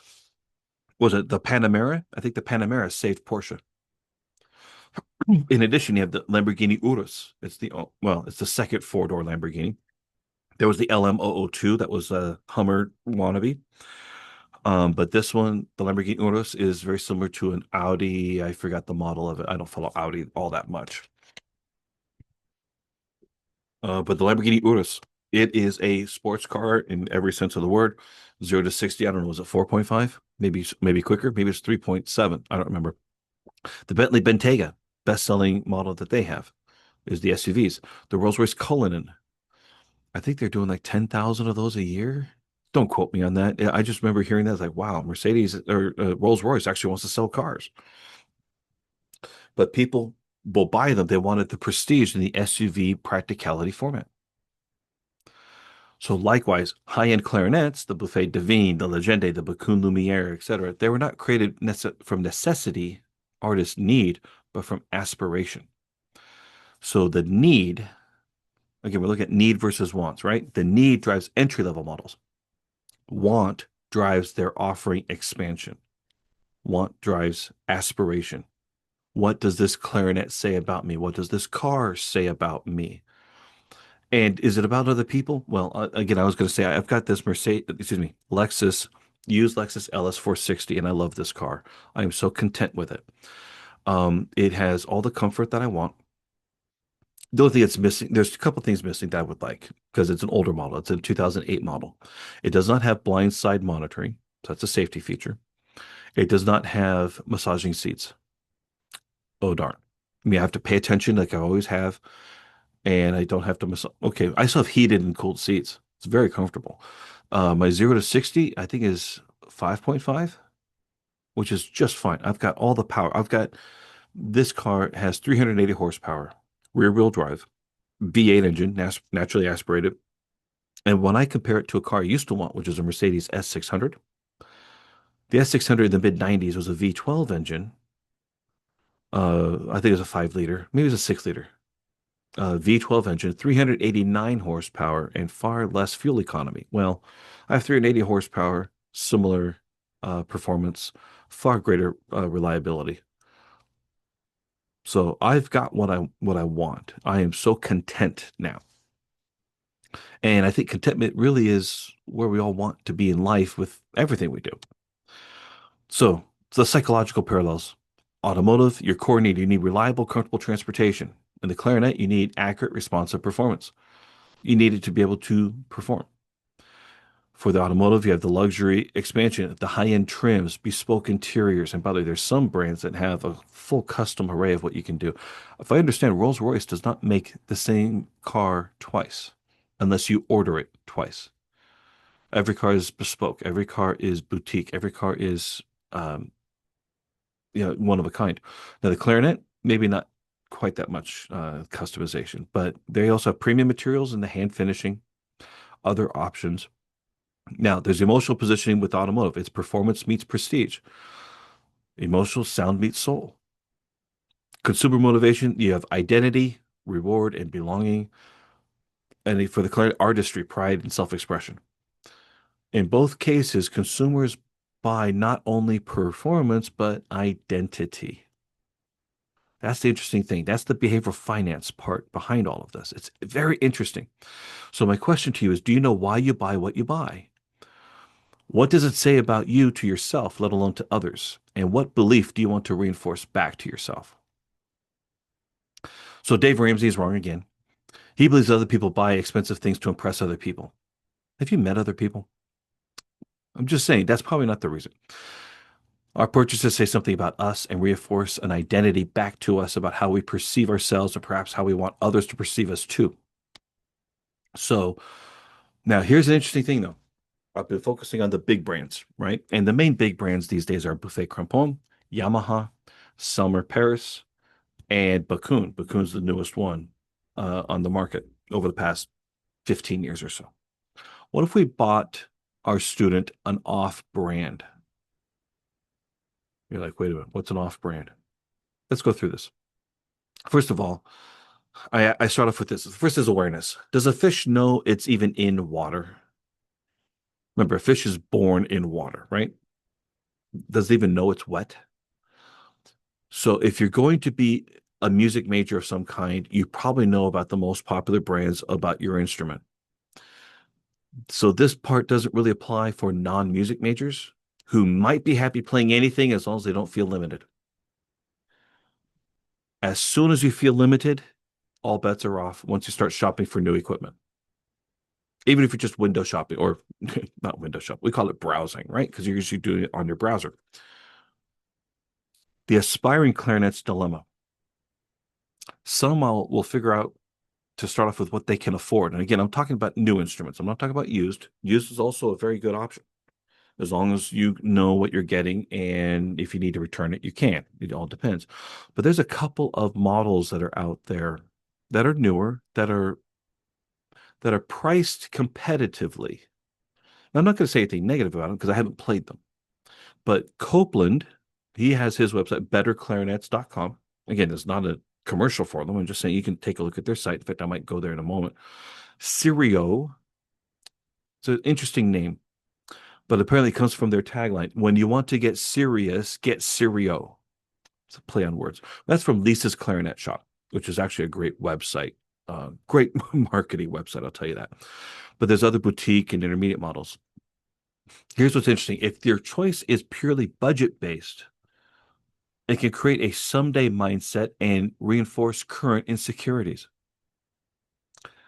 So if you start to feel limited, you might say, one day I'll sound like a real artist when I can afford it. I mentioned that troll earlier. Yeah, this is the troll's issue. It's all in his mind. He just doesn't know it. The truth is, you probably already can if you focus on the fundamentals in artistry. But the right clarinet for you isn't about status, it's about connection. So here's the thing, though. I want to show this. If you buy an off brand for budget reasons, then you arrive at a university as a music major. If you're aware of brands and models, you might feel outclassed against everybody else that's playing with a artist quality $7,000 to $15,000 instrument, which may affect your confidence and your playing. And by the way, when you look around for other things, marketing and artist endorsements further amplify this. Be like us. You can be like us. Play what we play, right? And you'll feel the indirect peer pressure to upgrade your equipment to feel and appear like everyone else. insecurity. Now, I'm not going to say imposter syndrome. Imposter syndrome is different. It's just feeling insecurity. And the last thing you want to do is feel insecurity at a new school. Unless you know exactly why you bought what you bought and you bought it for its own properties, as opposed to, well, this is all I can afford. I'll be happy with this for now. If you buy feeling outclassed, you're going to buy twice. You probably buy more than once anyway. I'm just saying. So the brand identity trap. Lisa's Clarinet Shop promotes their own in-house. By the way, they promote both. This is what's interesting: Serio and Buffet Crampon models. They promote both of them. And in fact, what's interesting about their Serio model, they actually have a trade-in offer, which is actually smart for them. They're accepting the fact that people choose Serio as a lower price alternative. They're accepting that. And they will accept a trade-in of their Serio clarinet towards, depending on condition, 80% of that purchase price toward the purchase of a buffet instrument. That's pretty good. They're accepting that people are buying it based on budget. Although in their testimonials, I think I saw that one person said that they bought it because it played better than any buffet that they played. So that's always appreciated, I'm sure. But they are pricing themselves to be mid-tier, second best, even compared to their own line. Copeland clarinets, they sell used buffets on their website, and they also sell new Bakun. But at least with Copeland, if you look at their website, betterclarinets.com, at least he's trying to showcase his own brand more than the other ones. So I give him props for the positioning there. But this dual allegiance signals we build rivals to the best, but we also sell the best. So they're trying to get the sale either way, right? The result is perpetual second tier positioning. Imagine if you bought one of those and you always feel outclassed. That impacts the mind, right? So here's, again, Lisa's Clarinet Shop. Your perfect buffet clarinet is waiting. Okay. But they have a national account. I mean, I'm not saying that they can't sell buffet. I'm just saying that they are acknowledging that their serial model is second tier. So the value clarinet makers, they compete on features and price, but not necessarily design philosophy. They're not saying we're better than, we're saying we have an alternative. Brands like Copeland Cereal highlight their wood, the pads, the plating, but they rarely share their deeper design beliefs. They say, we have a clarinet too. Why pay more if you don't have to? But for me, at least for me, when I'm looking at it, maybe it's because I've been spoiled by Tom Ridenour's content and how he presents everything. I crave a little bit more meaning. Why does this instrument exist? What values guide its creation? As Simon Sinek would say, start with why. Why did you do this? And what is it you hope to achieve? And Simon Sinek will say, I want to dot dot dot so that dot dot dot. I want to is about my legacy, my feeling, how I want to impact the people I'm interacting with. So that is all about them. What results will they get? I wish they'd incorporated more of that. But without a clear philosophy behind their design, even well-made instruments will struggle to earn trust. Okay, because you're going to feel outclassed because of the marketing and the perception of brands, ongoing. So the crafting alone isn't enough. The message must be connect to the musician's heart. You got to, and your job is harder because you don't necessarily have the same pedigree, the same brand heritage. I called it the house wine effect. House wine, yeah. Look, I worked in a restaurant too. It's been 30 years, but I did work in a restaurant, Italian restaurant, and of course, we sold more of the house wine than anything else. Now, by the way, I was a cook. I wasn't a server. But in restaurants, the house wine fills the gap between the quality and the cost. And so it's often good, but it's not the reason that people come to dine at the restaurant. If they say, show me your wine menu, they say, no, just give me the red, the white, whatever it's going to be, right? Second tier clarinet brands market themselves as affordable alternatives, not artistic statements, in my view. Now, some people love it, but you gotta find, and I don't see the design uh, being shared. Not the actual schematics. I'm talking about the design philosophy. This is why we did what we did. Although we'll give Lisa's Clarinet Shop a not a shout out, but give them credit that they have this color ringed process for choosing instruments, and they figure out the properties, the sound characteristics, and they apply these different color rings. I don't fully understand it, but I guess once you do understand it, it's an easier way to choose what you're looking for. That's pretty good, and that's the way that they sort all of their inventory. But these clarinets exist for those who say, "Give me something decent, but I'm not here for the wine." When you market as the house brand, you accept being the fallback, not the favorite. So it's a positioning thing, even within their own brands. At least Lisa's Clarinet Shop, they accept it. They embrace that. They know it.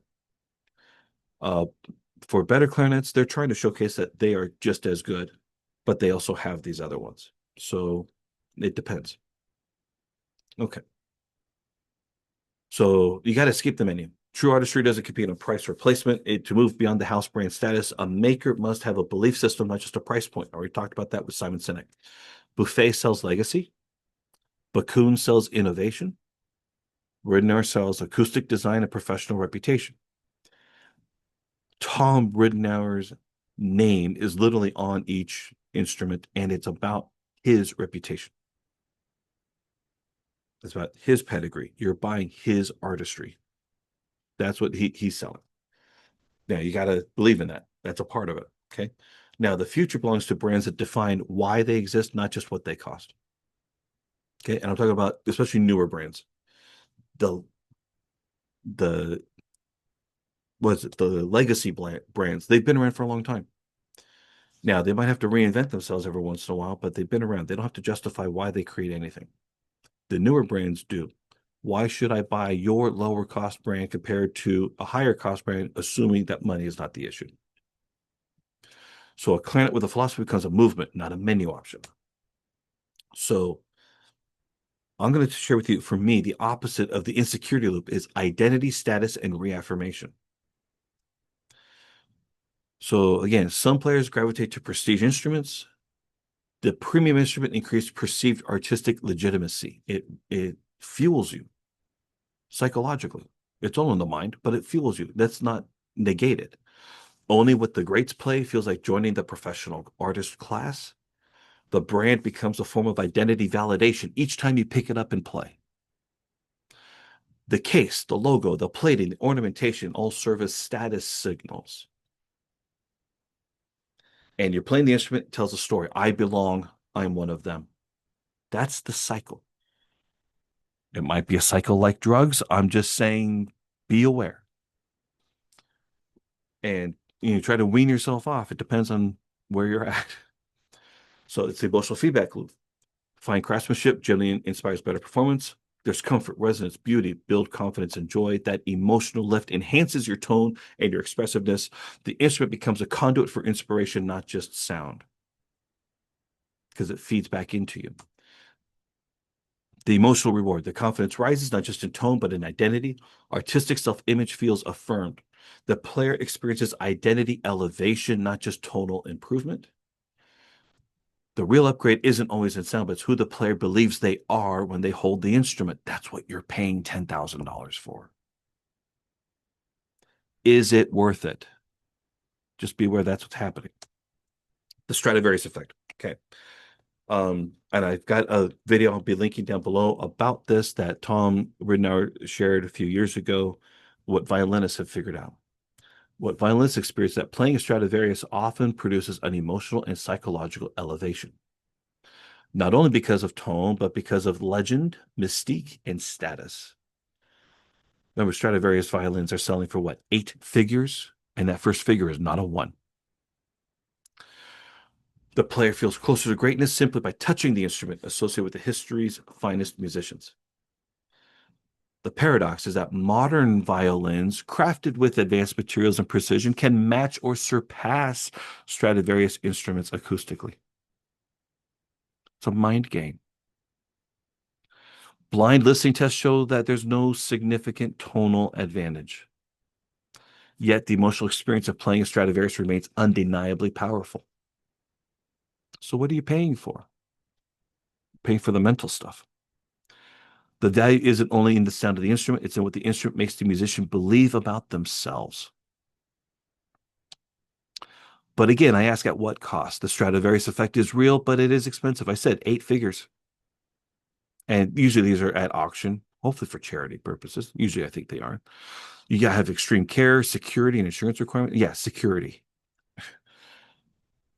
Anxiety around risk, wear, and transportation. I mean, you're going to be, unless you're ultra rich, which, we should meet and talk about some planning. But I mean, if you can do 20, 30, $40 million for a Stradivarius violin, you need to know exactly what you're doing. And you're not going to take it out for just to practice. You're going to keep that behind until you're ready to perform for whatever event. And then you're going to showcase it, right? You're going to put that in the program. Playing on the Stradivarius violin, you're going to make a big deal out of it.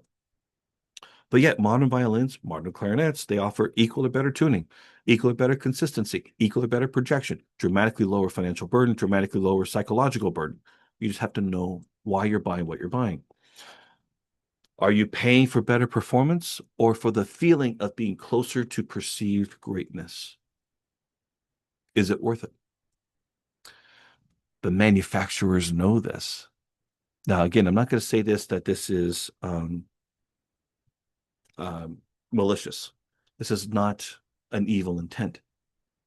Every brand, every company is striving for relevance, and they have to keep bringing new things out to bring out relevance. And whatever they got to do to bring that relevance is going to keep them in business. But this psychology feeds them a number of ways: increased relevance, increasingly competitive marketplace. I've heard that there's more clarinet manufacturers today than there were 10 or 15 years ago. That might be true. And many of them are also top tier. You got Jubel has multiple lines of clarinets. You have Patricola, you have Louis Rossi, you've got Royal Global, also very high quality. But anyway, all this feeds the demand to continue to manufacture artist quality instruments at the highest level, seeking premium prices. And they're going to seek out more brand artists to continue to grow the brand's prestige. So the takeaway is that clarinet makers, like car manufacturers, have learned that aspiration sells. Professional has become a ladder of status as much as performance. If the R30 is the S-Class, the Divine is the Maybach. These tiers will keep customers moving upward while preserving brand prestige. Luxury clarinets are the Maybachs and the Bentleys of the woodwind world, blending performance, craftsmanship, and desire.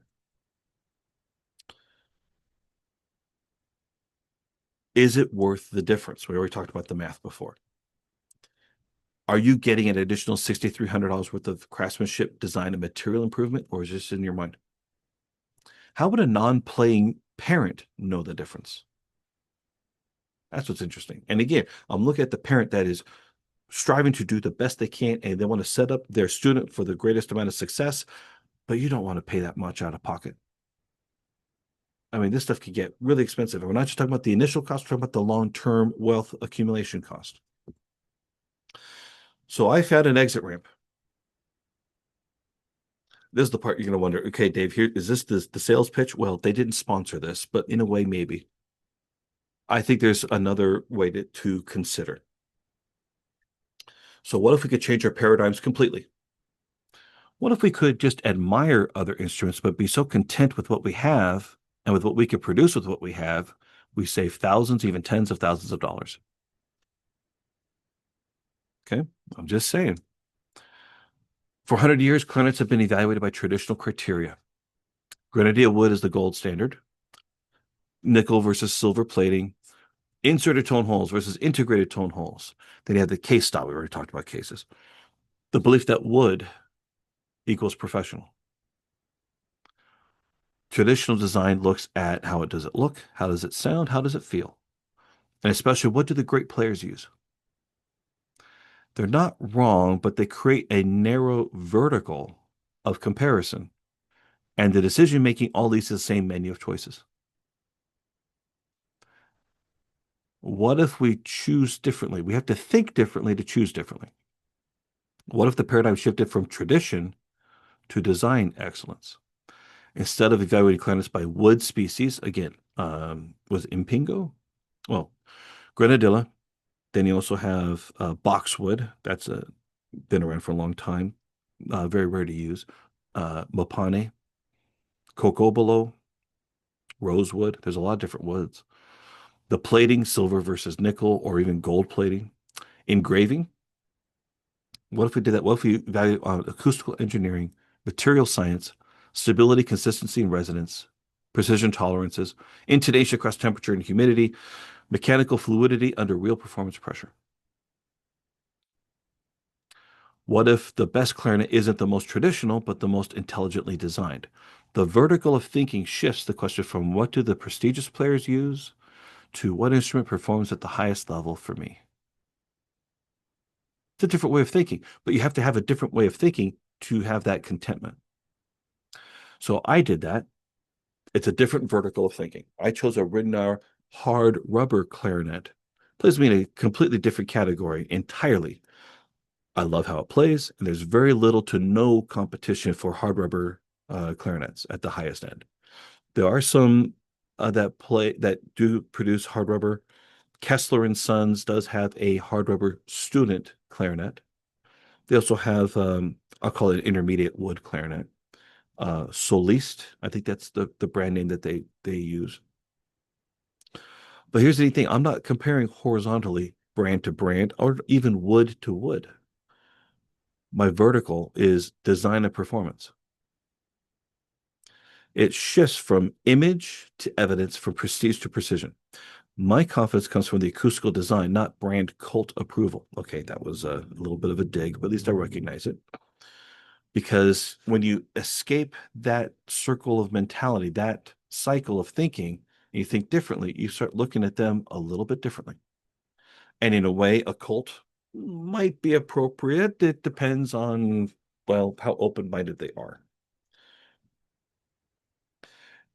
Now, just to clarify something real quick, almost all upgraded mouthpieces, if you look at to get a mouthpiece for a clarinet, almost all of them are made of hard rubber. So I want you to think about that. Why are they making the mouthpiece out of hard rubber instead of wood? More dimensional stability. That's the number one reason why. Well, if they have dimensional stability there and greater precision tolerances in how they make it, what if you take that same craftsmanship and put it through the entire instrument? Changes the way you think about it, doesn't it? So here's the measurable advantages. You have stable bore dimensions, regardless of humidity. I don't have to do any maintenance of the clarinet body, at least not much. The precision machining to, was it 1,000th? Yeah, 1,000th of an inch tolerance. Consistent response, intonation across temperature changes. Hard rubber will not crack, solving one of the most costly and stressful issues of wooden clarinets. By the way, the green line instrument, it can crack. It usually doesn't crack down the middle down tone holes, but I have seen enough where they split at the tenons. And it's like, how can I fix this? It can be done. It'll be costly, but it can be done. So they're not impervious. Whereas the hard rubber, as long as you don't abuse it, I think it's going to be just fine. But anyway, it's more uniform manufacturing. Each instrument performs similarly, which means you don't have to try out 20 of them to find the one you need. Take one off the shelf and you get it, which makes it far easier for the manufacturer to deliver artist quality instruments and for you to choose one, which basically means here you go.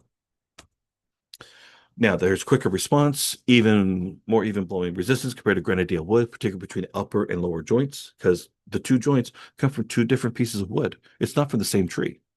They try to match them visually, so you think they are, but hopefully you have the proper resistance between one and the other. But what's interesting for me is that the hard rubber gives me a darker, sweeter tone throughout the full pitch and dynamic range.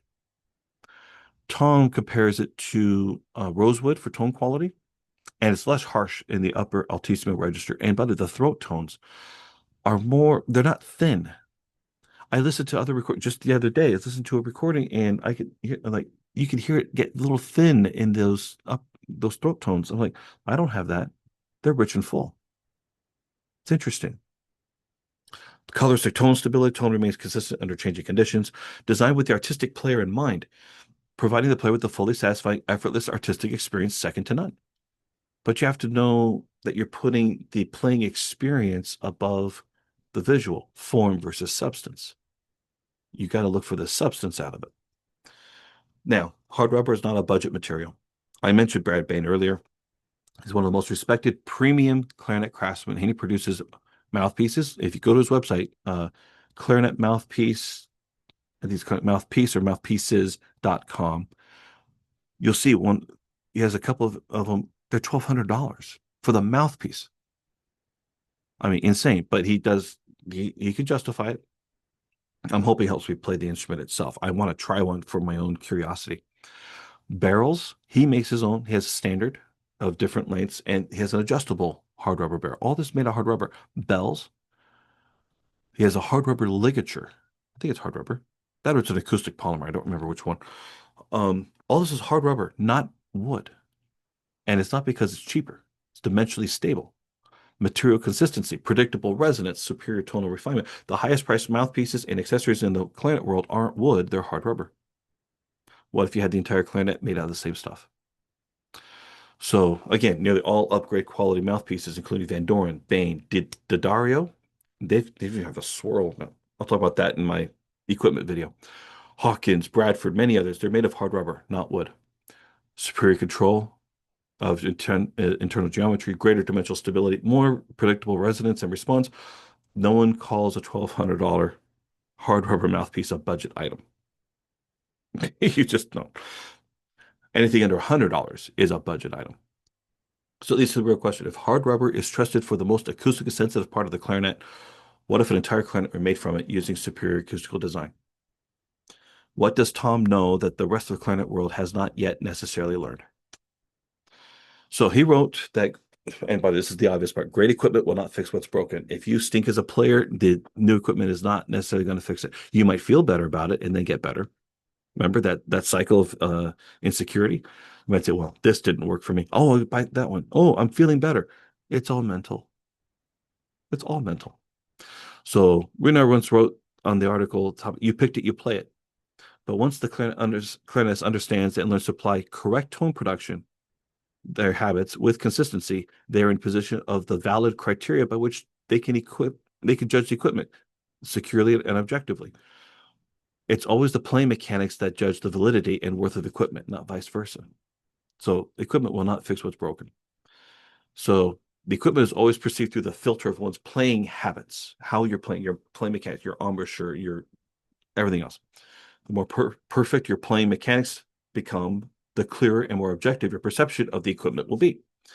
The more playing faults you have, the more distorted your perceptions of equipment will be. The less integrity your playing mechanics have, the less you'll be able to effectively judge equipment. In fact, the more flaws there are in your tone production techniques, the more likely you will be to pick poor equipment that forces you to continue playing with those faults. The worse the habits, both degree and number, the more impossible it becomes to truly recognize good equipment. Conversely, the better the playing mechanics, and they become habitual, the more objectively and readily good equipment can be discerned from bad. But remember, even Van Doren, I counted this up once. Van Doren makes over 50 different clarinet mouthpiece uh, models and versions, and they want to sell the mouthpiece. Well, if you have bad mechanics, you'll choose a mouthpiece that will reinforce your bad mechanics. That doesn't mean they're doing that on purpose, because sometimes you want to have those mechanics on purpose. For example, I do not play jazz clarinet. I need to get that tonal thought in my mind and then maybe perhaps get some equipment that can help me to do that. But I don't have that tone, that concept in my mind yet.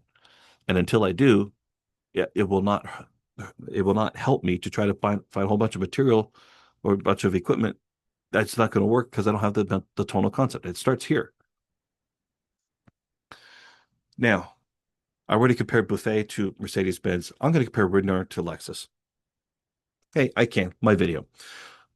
Ridenour has a student level model. It's called the Noblissima. And we could equate that to the Lexus IS model. It's entry level luxury. It's accessible refinement. He also has the 576-2. What does he call it? 576. It's the bore model. I have what's it called? A digital caliper. And I measured the inside of a bore. And that's what it comes down to. 0.576 of an inch is the bore geometry at the top. We can compare that to the Lexus ES. It's a mid-tier luxury, mature, professional instrument. Okay. but that one does not have a comparable A clarinet. So it's, so if you want matching, you want the Libertas. Now, the Libertas and the Aria are both the Lexus LS, just different trim. So the Libertas 2 is the base flagship model, standard 17 key 6-ring mechanism. The Aria, which is currently no longer being produced, is being discontinued. But I do like my E flat, A flat lever. It's an 18 key 6-ring mechanism. Just consider it an enhanced trim. Otherwise, they're the exact same. That extra key and the gold plated posts, which again are purely cosmetic. So the Ridenour exception, they're individually voiced by Tom Ridenour. They're CNC milled, that's computer numerical controlled. I think that's what it means. It's CNC milled hard rubber. It's stable, resonant, consistent. Professional level acoustics rivaling $10,000 instruments. And because they don't have to store the wood or anything like that, it's far easier to create the clarinet, and direct into consumer model cuts 40-60% of the markup. So if we were to compare everything, I'm looking at some intermediate, or they call the Yamaha YCL 650 a pre-professional model. It's a decent clarinet. The Ridenour redefines everything. We call it Professional Plus. It's about $2,000 currently. He reserves the right to change his pricing. I did not get his permission to do this video, but check out what he's got. But it's an artist level performance at intermediate price. It's a fantastic value. So imagine this. If they're $2,000 and we could set up a student for the same price as the R13, which is about 4,000. Okay. For 4,000, you could get your student a B flat and an A clarinet, right? If we want to compare it to the $10,000, imagine this. You could get Ridenour's bass clarinet. That's about 3. The 2 other models, add that up, that's 7. You can get a C clarinet and an E flat for about 10 to 12,000. You've got 5 artist level quality instruments for the same price as one, if the value is there, right? You have to say, if everything being equal. Well, not everything's equal. This is a different vertical of thinking. So the question is that will this one serve you? That's the difference. If this serves you, if you're open to it and you can make everything work. So the traditional brand buyer is the person that should not try to buy a Ridenour. You value prestige and heritage. You prefer recognized professional standards. This is what's the common stuff that's going on, right? You seek belonging, status, and tradition. You accept the higher cost of material risk for the brand name. You're willing to do that. The Ridenour style buyer values engineering logic and innovation. You prefer stability, acoustical precision, and reliability. You're an independent thinker. The status is not required, although your status is going to be reaffirmed every time you play.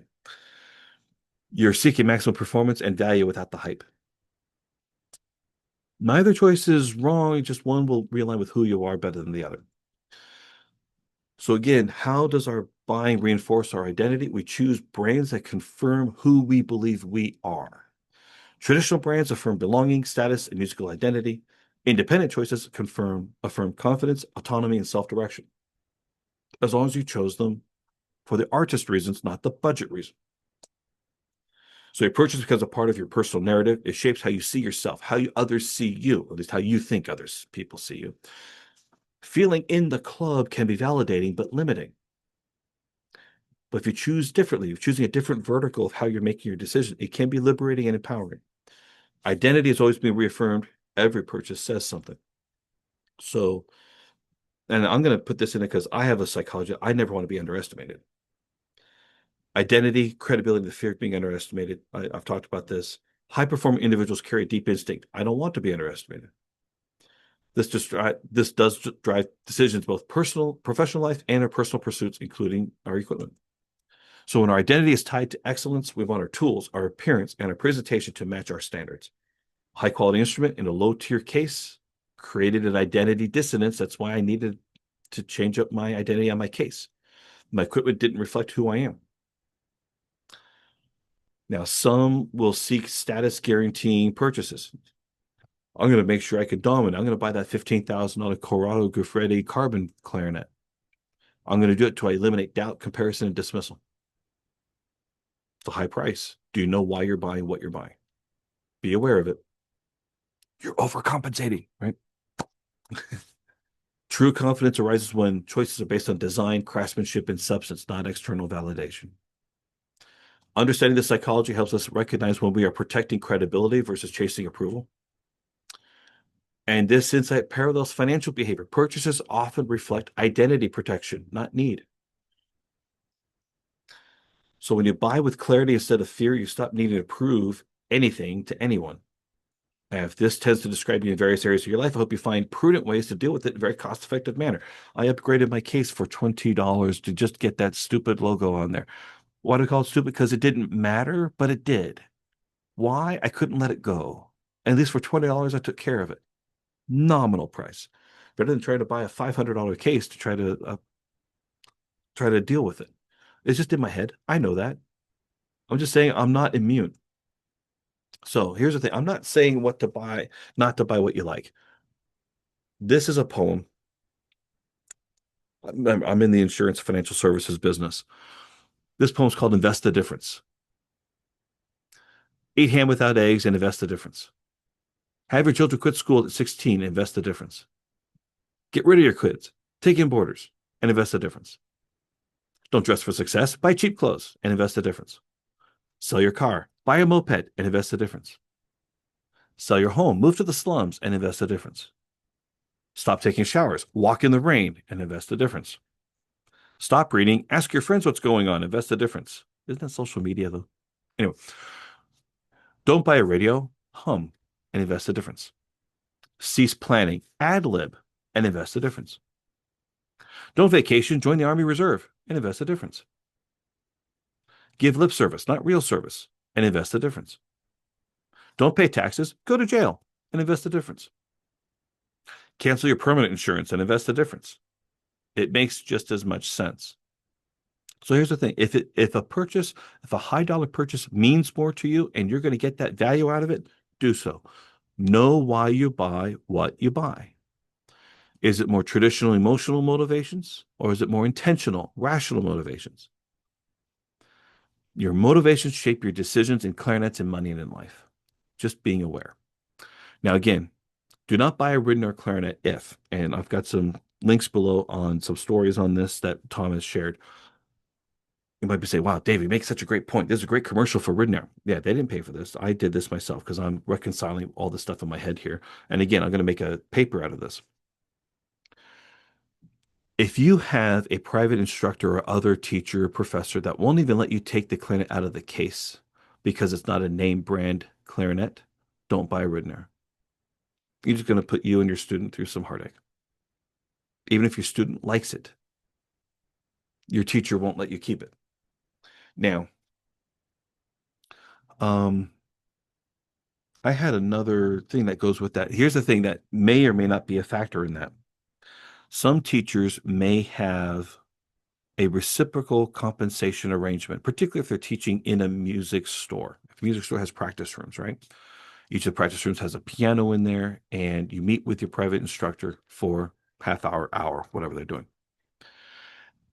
And it would be logical to say that that teacher might have a vested interest in having that student buy any equipment from that store.